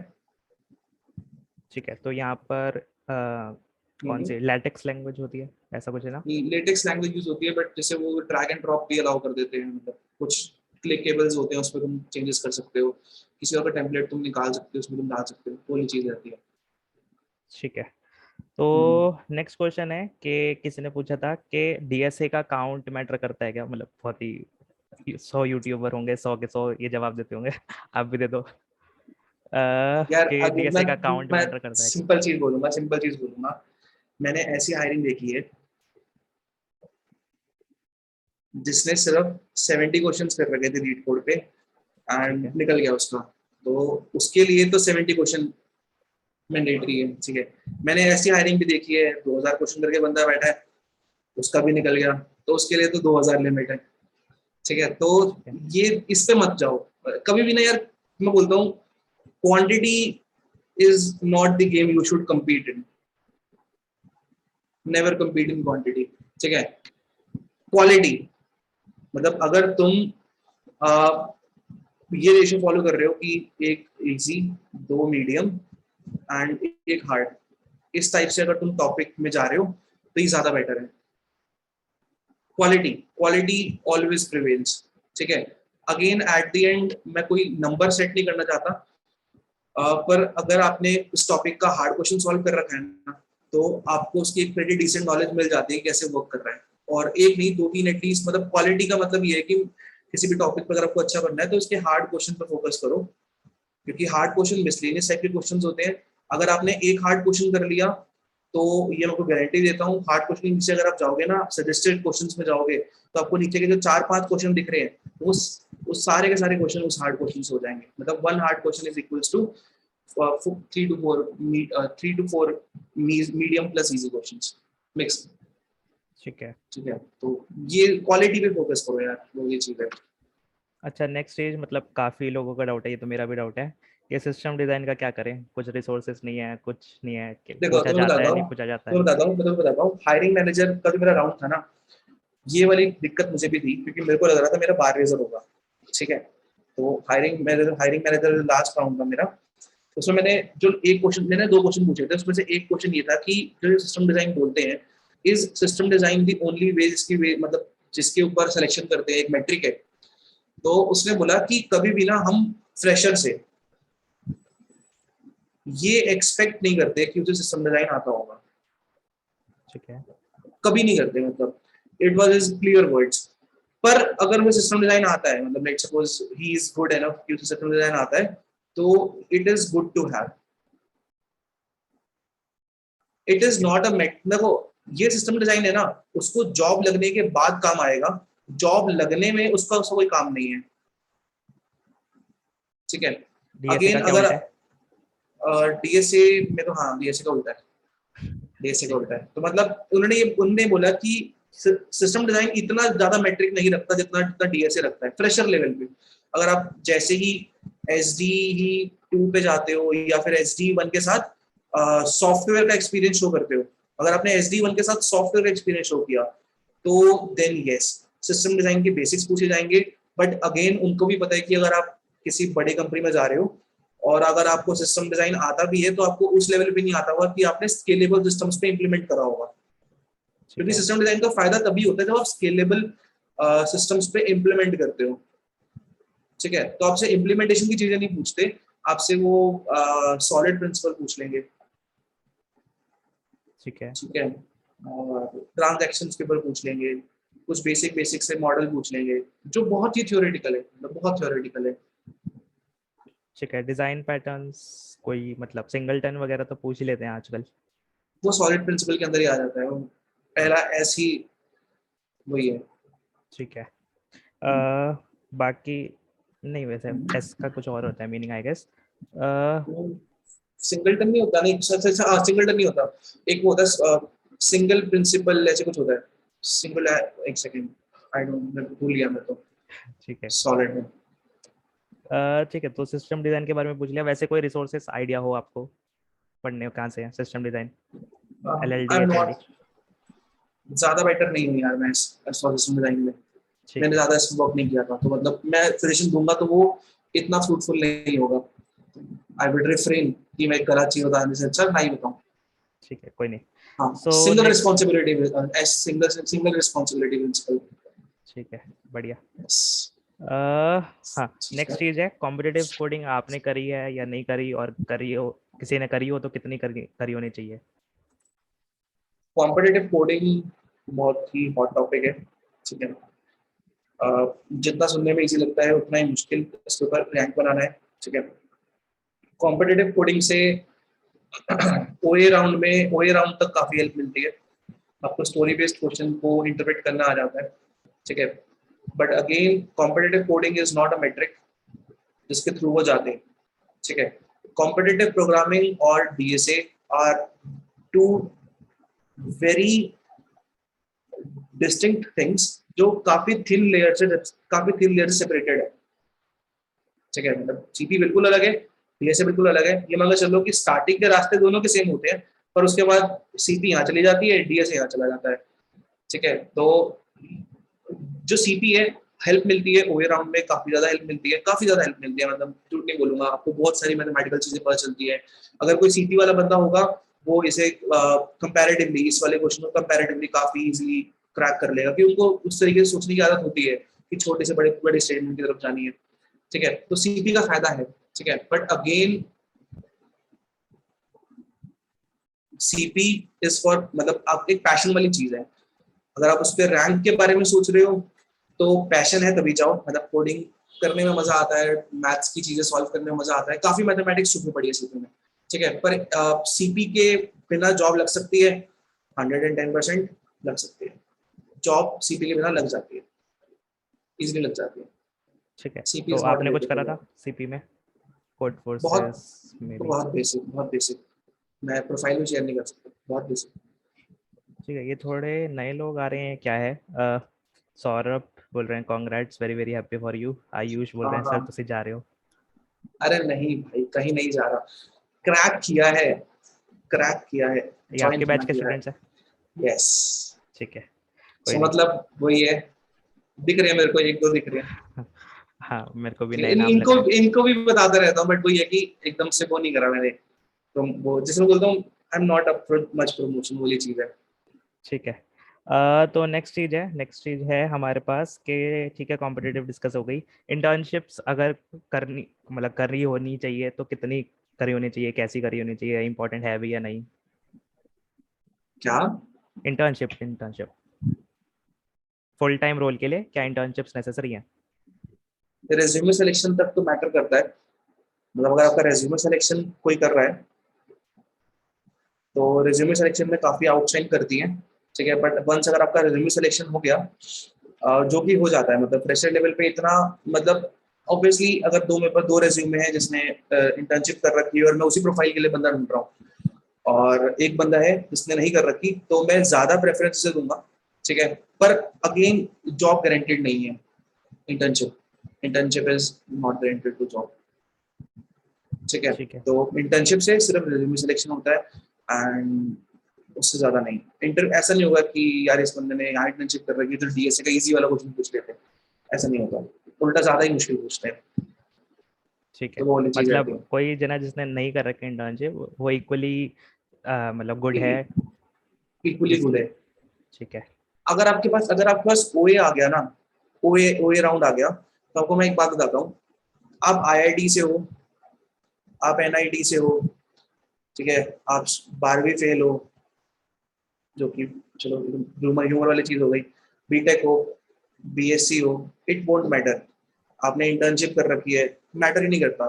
ओए के बाद ना एक सेट है, मतलब एक पाथ है जो फॉलो करना पड़ता है हर हायरिंग से पहले, और वो पाथ फॉलो होगा अगर आप क्रैक कर, मतलब क्लियर करते रहते हो तो। ठीक है। तो ओए, बस आपका ओए तक की जर्नी अलग रहती है सबकी, ठीक है। जैसे आईआईटीज एनआईटीज में कॉलेज में आ गई, बीटेक में भी कभी कभी कॉलेज में आ जाती है, ऑफ कैंपस कुछ अलग, ओए तक की जर्नी अलग है, उसके बाद सब सेम है। ठीक है, तो आई गेस मेरी साइड से जो क्वेश्चंस थे वो तो ओवर हो गए हैं। मतलब अभी आप अवेलेबल हो 10-15 मिनट और? यस, ठीक 5 है, मिनट्स कर सकते हो। ठीक है। तो फटाफट मैं मतलब चैट में से ले लेता हूँ एक एक करके। कोऑर्डिनेशन के नहीं, ठीक है। आपसे एक्सपीरियंस अच्छा है टीचिंग, आपको एक्सपीरियंस अच्छा है बहुत टीचिंग का इन, तो फिर क्वेश्चन एक्सप्लेन करना ही आना चाहिए, इसलिए आपको मिल गई। मतलब कोई जजमेंट पास कर रहे हैं कि आपको एक्सप्लेन करना आता होगा इसलिए लग गई। अरे भाई ऐसे नहीं होता, हिंदी में बैच लेते हो आप, इंग्लिश बोलनी पड़ती है, तो ऐसा नहीं होता, ठीक काफी है, डिफरेंस आ जाता है। इंग्लिश में हार्ड टाइट है मेरी तरह। हार्ड टाइप नहीं है, बट मतलब ऐसे होता है ना कि जैसे हमें हिंदी बोलने की बहुत आदत है, तो वहाँ पे एकदम से फॉर्मल लैंग्वेज आ जाती है, तो उसमें तुम ह्यूमर पास नहीं कर सकते, बैच पे तुम ह्यूमर पास कर सकते हो, तो वो डिफरेंट चीज है यार, बिल्कुल। ठीक है, तो और level 1 and level 2 Pep coding के रिस्पेक्ट में उतना इनफ रहेगा अमेजोन के लिए? मोर देन ऑनलाइन इनफ रहेगा, असेसमेंट? मोर देन इनफ रहेगा। ठीक अगेन है, मैं वही बोलता हूँ कि आप उसे याद कर रहे हो तो बहुत गलत चीज कर रहे हो, अगर उसकी एप्लीकेशंस भी सॉल्व कर पा रहे हो, कंसेप्ट पे फोकस कर रहे हो, तो इट्स अ होली ग्रेल, मैं फॉलो करूंगा उसको, मैं प्रेफर करूंगा। आपसे कोई ठीक सिस्टम है? डिजाइन रिलेटेड क्वेश्चन पूछे थे? नहीं, मैं नहीं वही बोल पूछे? रहा हूँ, मेरे को तो मेरे हायरिंग मैनेजर ने खुद बोल दिया था कि मतलब मैंने जब उसे लास्ट में पूछा था कि कैसे सर सिस्टम डिजाइन नहीं आता तो क्या नहीं लोगे किसी बंदे को, मतलब इज इट मस्ट कि उसको लेंगे ही नहीं, तो उन्होंने बोला था कि नहीं ऐसा नहीं होता, बट उन्होंने बोला था कि अगर आता है तो हम उसको मैट्रिक में काउंट नहीं करते, ठीक है। जॉब के बाद वाली चीज है, मतलब आपकी प्रमोशन में शायद आपको हेल्प मिल जाए। राउंड वाइज डिफिकल्टी इंक्रीज होती है क्या, या फिर कुछ भी हो सकता है रैंडम इंटरव्यू राउंड्स? बहुत ही इंटरव्यू स्पेसिफिक रहता है, बट जनरल स्ट्रक्चर यही रहता है, बट एक दो हायरिंग मैंने ऐसी भी देखी है जो थोड़ी रेयर सी हो गई, सेकेंड राउंड के अंदर कंप्यूटर नेटवर्क पूछ लिया, तो मतलब 0.001% बुकअप भी आ सकता है, वो वाली चीज है। ठीक है। तो बिहेवियरल क्वेश्चन जो आपने बोले थे, जो अभी कुछ डिस्कस किए थे, क्या मतलब उसी टाइप के बिहेवियरल क्वेश्चन रहते हैं या कुछ और उन्होंने भी रहते उन्होंने उन्होंने बेसिकली एक लिस्ट, मतलब आप देखोगे नेट पे आपको लिस्ट मिल जाएगी, जो भी बंदा अपना इंटरव्यू एक्सपीरियंस शेयर करता है बिहेवियरल क्वेश्चन शेयर कर देता है, तो एक सेट ऑफ लिस्ट होती है।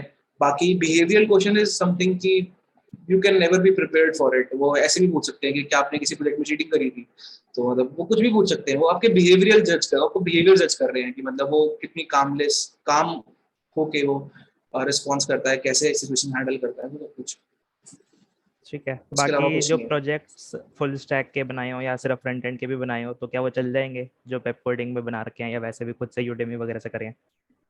उतना बिल्कुल चलेंगे इनफ है? यार, बिल्कुल चलेंगे यार, दौड़ेंगे।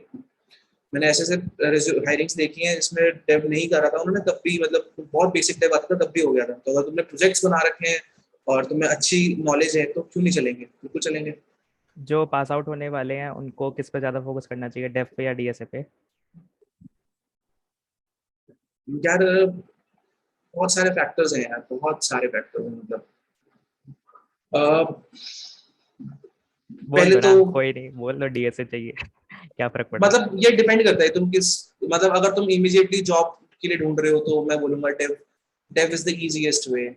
अच्छा। डीएसए तुम देख सोच के देखो ना, अह, एक मैं अपनी एवरेज हायरिंग बता रहा हूँ, 3.5 मंथ्स ले लिए उसने, बहुत ज्यादा अनसर्टिनिटीज होती है उसके अंदर, ठीक है, तो मतलब हद से ज्यादा अनसर्टिनिटीज होती बैकअप के लिए डेव रखें अपने पास थोड़ा बहुत? है। एग्जैक्टली मतलब ये मान के चलो कि एक होराइजन आपका इतना एक्सपैंड हो जाएगा, आपको कभी जॉब सिक्योरिटी वाली टेंशन नहीं आएगी, अगर आपका डेव पहले से रेडी है तो, मतलब जैसे लेट्स सपोज आपको डीएसए का प्रोसेस चल रहा है, but it is taking a too long time, क्योंकि उनका प्रोसेस ही इस तरीके से बना, टाइम लगेगा, उस टाइम पे अगर आप खाली नहीं बैठना चाहते तो क्या करोगे, डेव बहुत अच्छा वे है।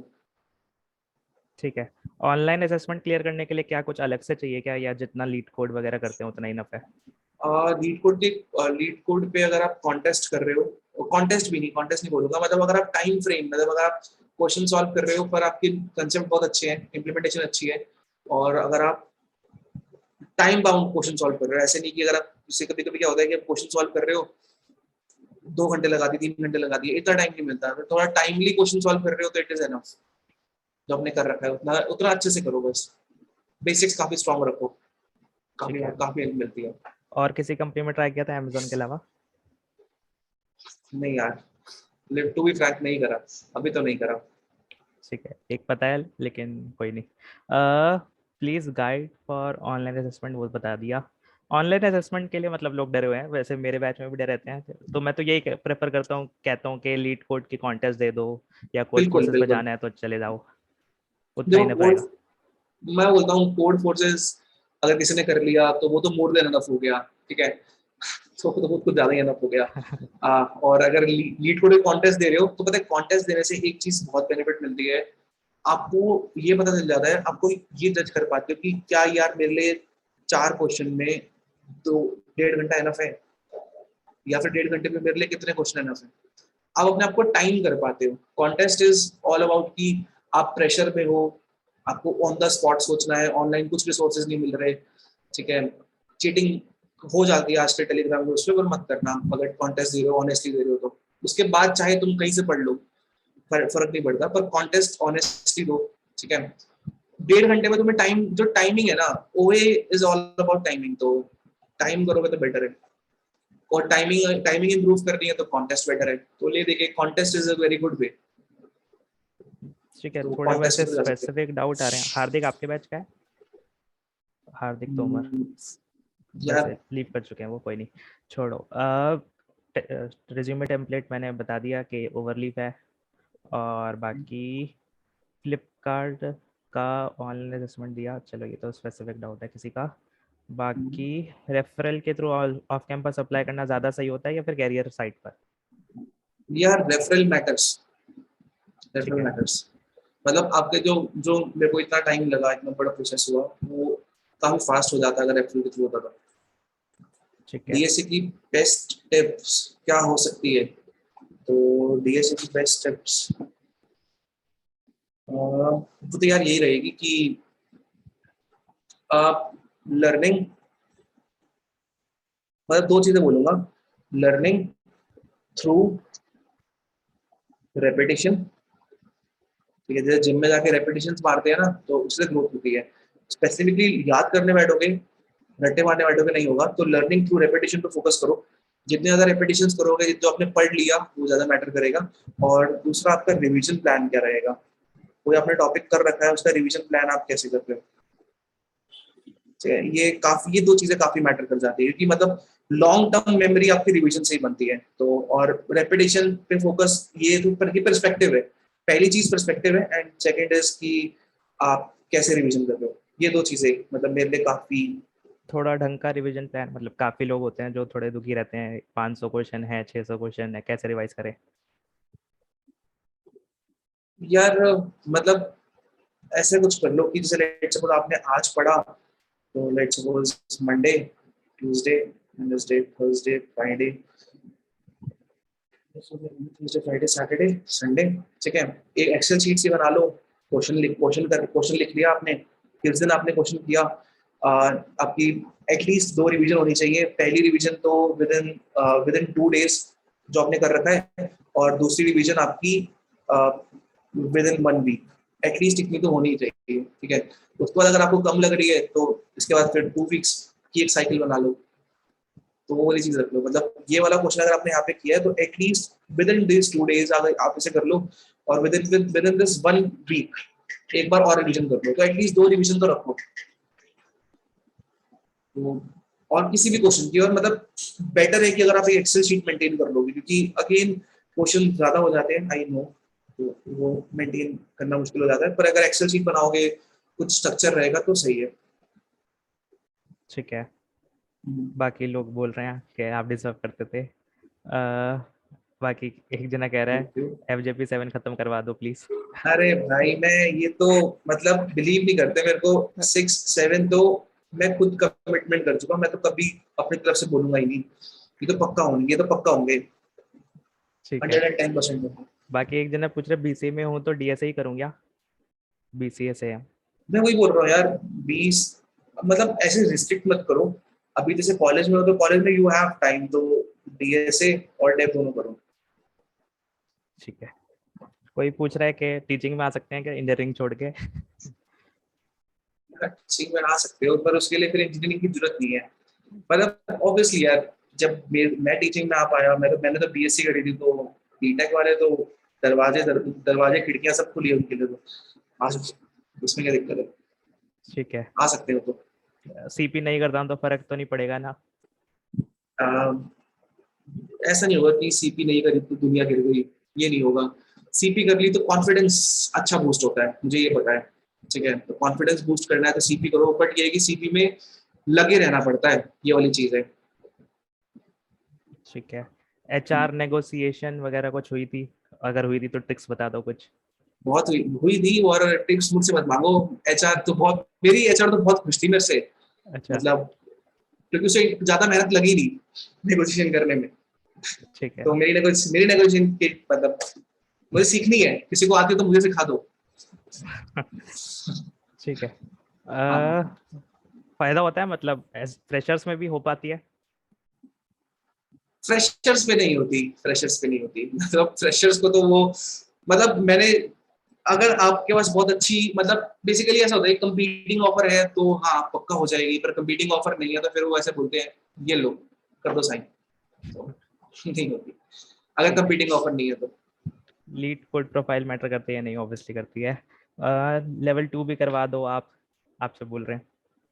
अरे भाई मैं अभी लिख चुका हूँ, अब एक बैच में हमने और प्रॉमिस कर दिया। नोटरी का पेपर भेज दो, सब साइन कर दूंगा। चलो कोई नहीं। पैकेज क्या है आपका वो नहीं बता सकते यार? मतलब और ग्लासडोर वगैरह पे चेक कर लो, SD1 अमेजोन गुड़गांव ना? अभी साइट का पता नहीं, मतलब अच्छा। है नहीं कुछ, मतलब एक ऐसे मेल जाते हैं, अभी तो बहुत दूर है, ज्वाइंटली ठीक है। मॉर्निंग अभी तो बहुत दूर है। कोई नहीं, सिर्फ SD1 अमेजोन सर्च कर लो, ग्लासडोर पर पता चल जाएगा कितना है। लेटेस्ट वाला सर्च करना। एग्जैक्टली। और इतना बता दो कि आई सैलरी से आईफोन ले सकते हैं या नहीं? हाँ यार ले सकते हैं, क्यों नहीं ले सकते। ठीक है। बिल्कुल। आपने डीएसए कब स्टार्ट किया और इतना पहुंचने में कितना टाइम लगा? मैं बोलूंगा कि मेरे में यार रेपिटेशंस कुछ ज्यादा हो गए। ठीक है, तो मतलब जैसे मैं तो बैचेस पढ़ाता था, तो ये मान के चलो कि रेपिटेशन मेरे अच्छे खासे थे, तो मेरी जो लर्निंग थ्रू रेपिटेशन हुई है, कभी मैं ऐसे नहीं, मतलब अगर तुम मेरा पर्सनल एक्सपीरियंस लोगे तो मैं कभी ऐसे नहीं बैठता कि आज यार ट्राइज याद करके बैठना है, आज याद करेंगे ट्राइज को। ठीक है, तो क्वेश्चन सॉल्व करने, मतलब एक होता है कि क्वेश्चन सॉल्व कर रहे हैं फॉर जॉब, मुझे क्वेश्चन सॉल्व करने में मजा आता है। मतलब एक बार आप डीएसए में प्रॉपर वे से लर्निंग करते हो ना, तो फिर आपको मजा आने लगता है, तो वो एक साइकिल बन जाती है, तो मजा आता है। ठीक है। ठीक है। तो लास्ट मतलब 2 जने के हैंड रेस हैं, उनसे पूछ लेते हैं, फ्रेंड कर देंगे। ठीक है, पहले यस। मोहित पूछ लो, फिर सिद्धांत पूछ लेना। और भैया मेरे को ना एक चीज पूछी है, जनरली जैसे जो बच्चे एमसीए वाले होते हैं, जैसे इग्नू से कर लिया या किधर से भी कर लिया, तो मतलब वो तो मतलब आगे प्रोडक्ट बेस वगैरह के बारे में उतना नहीं सोचते, ज्यादा से ज्यादा वो टीसीएस विप्रो इन्फोसिस इन सब का सोचते हैं। और मतलब डीएसए स्पेसिफिक मैंने बहुत कम देखे हैं बीसीए स्टूडेंट, वो या तो जावा या जावा की कोई टेक्नोलॉजी, हाइबरनेट, सरनेट, जेएसपी, ये सब सीखते हैं मतलब। तो आगे मतलब वो मतलब प्रोडक्ट साइड क्यों नहीं सोचते इतना, प्रोडक्ट बेस ऐसा साइड। नहीं, ऐसा नहीं है यार, मतलब वो बेसिकली बीच में एक एक्सपीरियंस ले आते हैं एंड फिर प्रोडक्ट बेस पे स्विच करते हैं। मतलब तुम अगर लिंक्डइन पे एक्टिव रहोगे तो मैं बहुत सारे बंदे मिलेंगे जो पहले उसी पाथ के थ्रू घुसे, जावा या मतलब तुम बोल रहे हो, और क्लाउड टेक्नोलॉजी, किसी भी टेक्नोलॉजी के थ्रू, और फिर वो प्रोडक्ट में स्विच कर पाते हैं, और वो करते भी हैं, ऐसा नहीं कर नहीं पाते, तो करते भी हैं। ठीक है, तो वो वाली चीज है, तो इतना कुछ वो मैंडेट नहीं होता। पर ये कि अभी आप कौन सी ईयर में हो, मतलब एमसीए के? नहीं नहीं, मैं नहीं, मैं तो बीटेक में हूँ। अच्छा अच्छा, बीटेक में बट मैंने, वैसे कुछ हाँ, मैंने जैसे नोटिस किया था तो पूछा था। नहीं, मतलब ऐसा नहीं है, मैंडेट नहीं है। मतलब अब तो मैं फॉर श्योर कह देता हूँ मैंडेट नहीं है। मतलब पहले तो मैं भी स्मिथ में था कि पहले कुछ और करना पड़ेगा, पढ़ना पड़ेगा, बट मतलब सिंस जब एक बार निकल जाती है तो आप जब हायरिंग मैनेजर ने मुझे बोला ना, तो मुझे तो क्लिक करा कि हाँ यार ये चीजें मैटर नहीं करती। कंपनी को हर चीज, मतलब कंपनी को फर्क पड़ता है, but at the end company SD once जब हायर करते हैं तो वो किसी भी परफेक्ट पर्टिकुलर टेक के लिए हायर नहीं करते. They have to be very robust and flexible. किसी भी टीम में भेज देते हैं. अब कोई नया प्रोडक्ट बन रहा है तो कोई नई टेक सीखनी पड़ेगी. जैसे गो लैंग्वेज है, वो बैकएंड में काफी ज्यादा फ्लरिश कर रही है. अगर लेट्स सपोज अब वो Amazon बोलता है कि मुझे गो लैंग्वेज में सारे सारे अपने एसेट्स को ट्रांसफर करना है बैकएंड में, तो सीखने का टाइम देंगे, बट अगेन वो नया बंदा हायर नहीं करेंगे गो लैंग्वेज के लिए. वो वाली चीज है. तो SD1 काफी उसमें रहते हैं, क्लासिफाइड रहते हैं, किसी भी टेक मूव कर जाते हैं. और भैया मतलब गैप ईयर से कोई फर्क पड़ता है, जैसे किसने एमसीए बिल्कुल, की उसके बिल्कुल. बाद अप्लाई किया? देखो, अगर तुम बोल रहे हो नॉलेज, तो नॉलेज के बाद तो मतलब अगर तुम कॉलेज के बाद सीधा अप्लाई कर रहे हो या कॉलेज खत्म होने के बाद भी, मतलब MCA खत्म होने के बाद भी फिर ब्रेक ले रहे हो? हाँ, उसके बाद भी ब्रेक. कॉलेज देखो गैप मैटर करेगा. मतलब एजुकेशन और जॉब एप्लीकेशन के बीच में अगर गैप है, एजुकेशन खत्म हुई और जॉब एप्लीकेशन के बीच में गैप है, तो मैटर करेगा. You have to defend it and उसके ऊपर उल्टे सीधे क्वेश्चन पूछे जाएंगे कि मतलब क्या ऐसा क्या हुआ कि आपको ये गैप लेना पड़ा, ये सब कुछ. मतलब तो you have to be ready for that. आपको डिफेंड करना पड़ेगा. एंड उसके अंदर अगर एक वही आपको एक बंदा मिल जाता है उनको जिसके पास गैप ईयर नहीं है और सेम क्वालिफिकेशन है, तो पहले वो उसे प्रेफर करेंगे. तो गैप ईयर मैटर कर जाता है. ठीक है सिद्धांत, आप पूछ लो. जैसे भैया ने डिस्कस करा था, एक हीप का क्वेश्चन पूछा, तो क्या हीप कंस्ट्रक्शन का क्वेश्चन था क्या? एग्जैक्टली मैं समझ नहीं. कंस्ट्रक्शन का ही था ना? पहले हीप सॉर्ट था. मतलब हीप सॉर्ट मतलब सॉर्टिंग कैसे होती है हीप को यूज करके, ठीक है. और फिर हीप के अंदर उन्होंने ये चीज बोली थी कि हीप को एक बार इम्प्लीमेंटेशन कर लोगे. तो मैंने बोला हाँ. तो उन्होंने बोला पूरी इम्प्लीमेंटेशन नहीं करवाएंगे because time was limited. So he said कि कोई भी एक ऑपरेशन कर दो, अप EP5 या down EP5. Got, thanks. Yes. ठीक है, आई गेस 1.5 घंटे से बोले जा रहे हो आप. तो फिर एंड करते हैं. सौरभ का अगर ले सकते हो तो ले लो एक और. आप बताओ कर दो. तो सौरभ. Hello sir congratulations. पहले तो बहुत बढ़िया आपको, आप तो डिजर्व करते हैं सर. अभी सर आपको पता है मैं आपके बैच में हूँ, शायद याद होगा आपको. अरे बिल्कुल याद है, बोलो. हाँ सर मतलब लास्ट अभी 4th ईयर है, अभी पढ़ना स्टार्ट करा, बताया था आपको 6 महीने में सर. तो थोड़ा सा अभी प्रेशर है कि लीड कोड की प्रोफाइल भी बनानी है और अपना बेस भी स्ट्रॉन्ग करना है. तो सर इन दोनों प्रेशर्स को एक साथ कैसे लेके साथ में चले, नहीं समझ आ रहा है सर कैसे. मैं देखो तुम्हारी पहली प्रेफरेंस क्या होनी चाहिए कि DSA के कंसेप्ट, ठीक है. दूसरी प्रेफरेंस होनी चाहिए क्वालिटी क्वेश्चंस.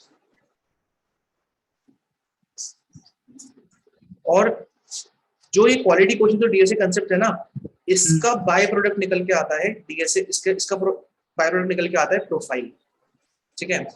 तो अगर तुम डायरेक्टली बोल रहे हो ना मैं प्रोफाइल बना रहा हूँ, तो प्रोफाइल बनाने के बहुत तरीके हैं कि तुम इजी क्वेश्चन भी सॉल्व कर सकते हो. तुम्हारे क्वेश्चंस दिखेंगे, तुमने बहुत सारे क्वेश्चन सॉल्व किए, ठीक है. तो बहुत सारे तरीके हैं प्रोफाइल बनाने के, बहुत सारे तरीके हैं. बट बेस्ट वे ये है कि आप पहले DSA कंसेप्ट पे फोकस करो, क्वालिटी क्वेश्चंस पे फोकस करो. उसका जो बाय प्रोडक्ट होगा, मतलब अपने आप आपकी प्रोफाइल बनेगी. जब आप क्वालिटी क्वेश्चन सॉल्व करोगे ना, तो automatically day by day 1 question a week या 1 क्वेश्चन अ डे, ऐसे जब आप ऐड करते रहोगे तो आपकी प्रोफाइल साइड, ये आपका बाय प्रोडक्ट नहीं, मतलब ये आपका मेन फोकस नहीं होना चाहिए. मेन फोकस आपका ये होना चाहिए. ये एक वो नहीं होता कि साइड क्वेस्ट गेम खेलते हैं तो ये अपने आप बन जाती है, वो वाली चीज है.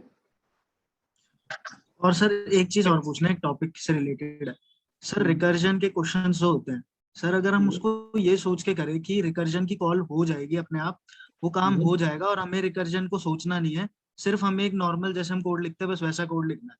अगर सर मैं ये सोच के कोड लिख भी पा रहा हूँ तो सर ये बिल्कुल करेक्ट है तरीका मेरा.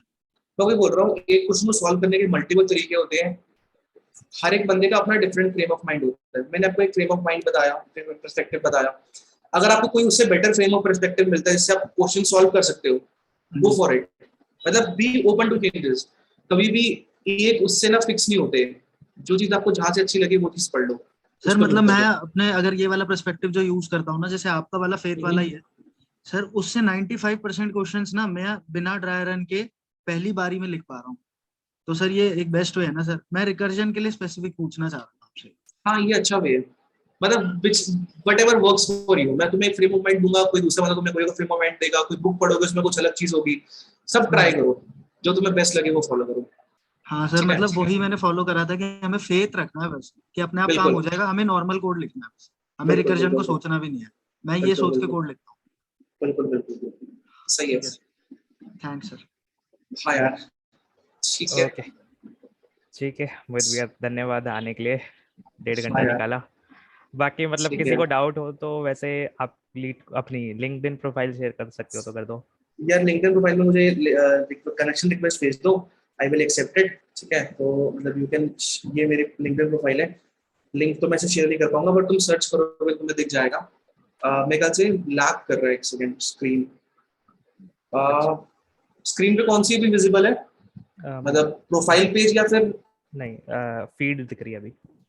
एक सेकंड यार, लैग कर गया। एक सेकंड, मैं दूसरी स्क्रीन शेयर करना एक बार, हाँ उसको हाँ, कर कोई देता नहीं। हूँ। ठीक है, तो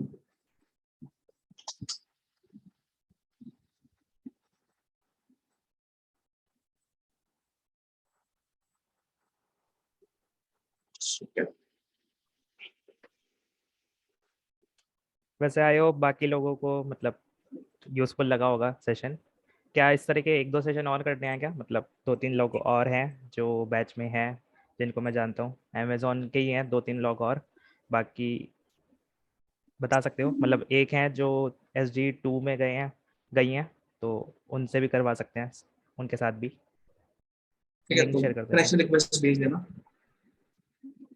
ठीक है, ठीक है सर, तो गूगल रिक्वेस्ट भेज देना, अगर किसी को एक्स्ट्रा डाउट्स है उस पे पेपर कर लेंगे। ठीक है, ठीक है, लिंक शेयर आपने कर दिया जूम पे?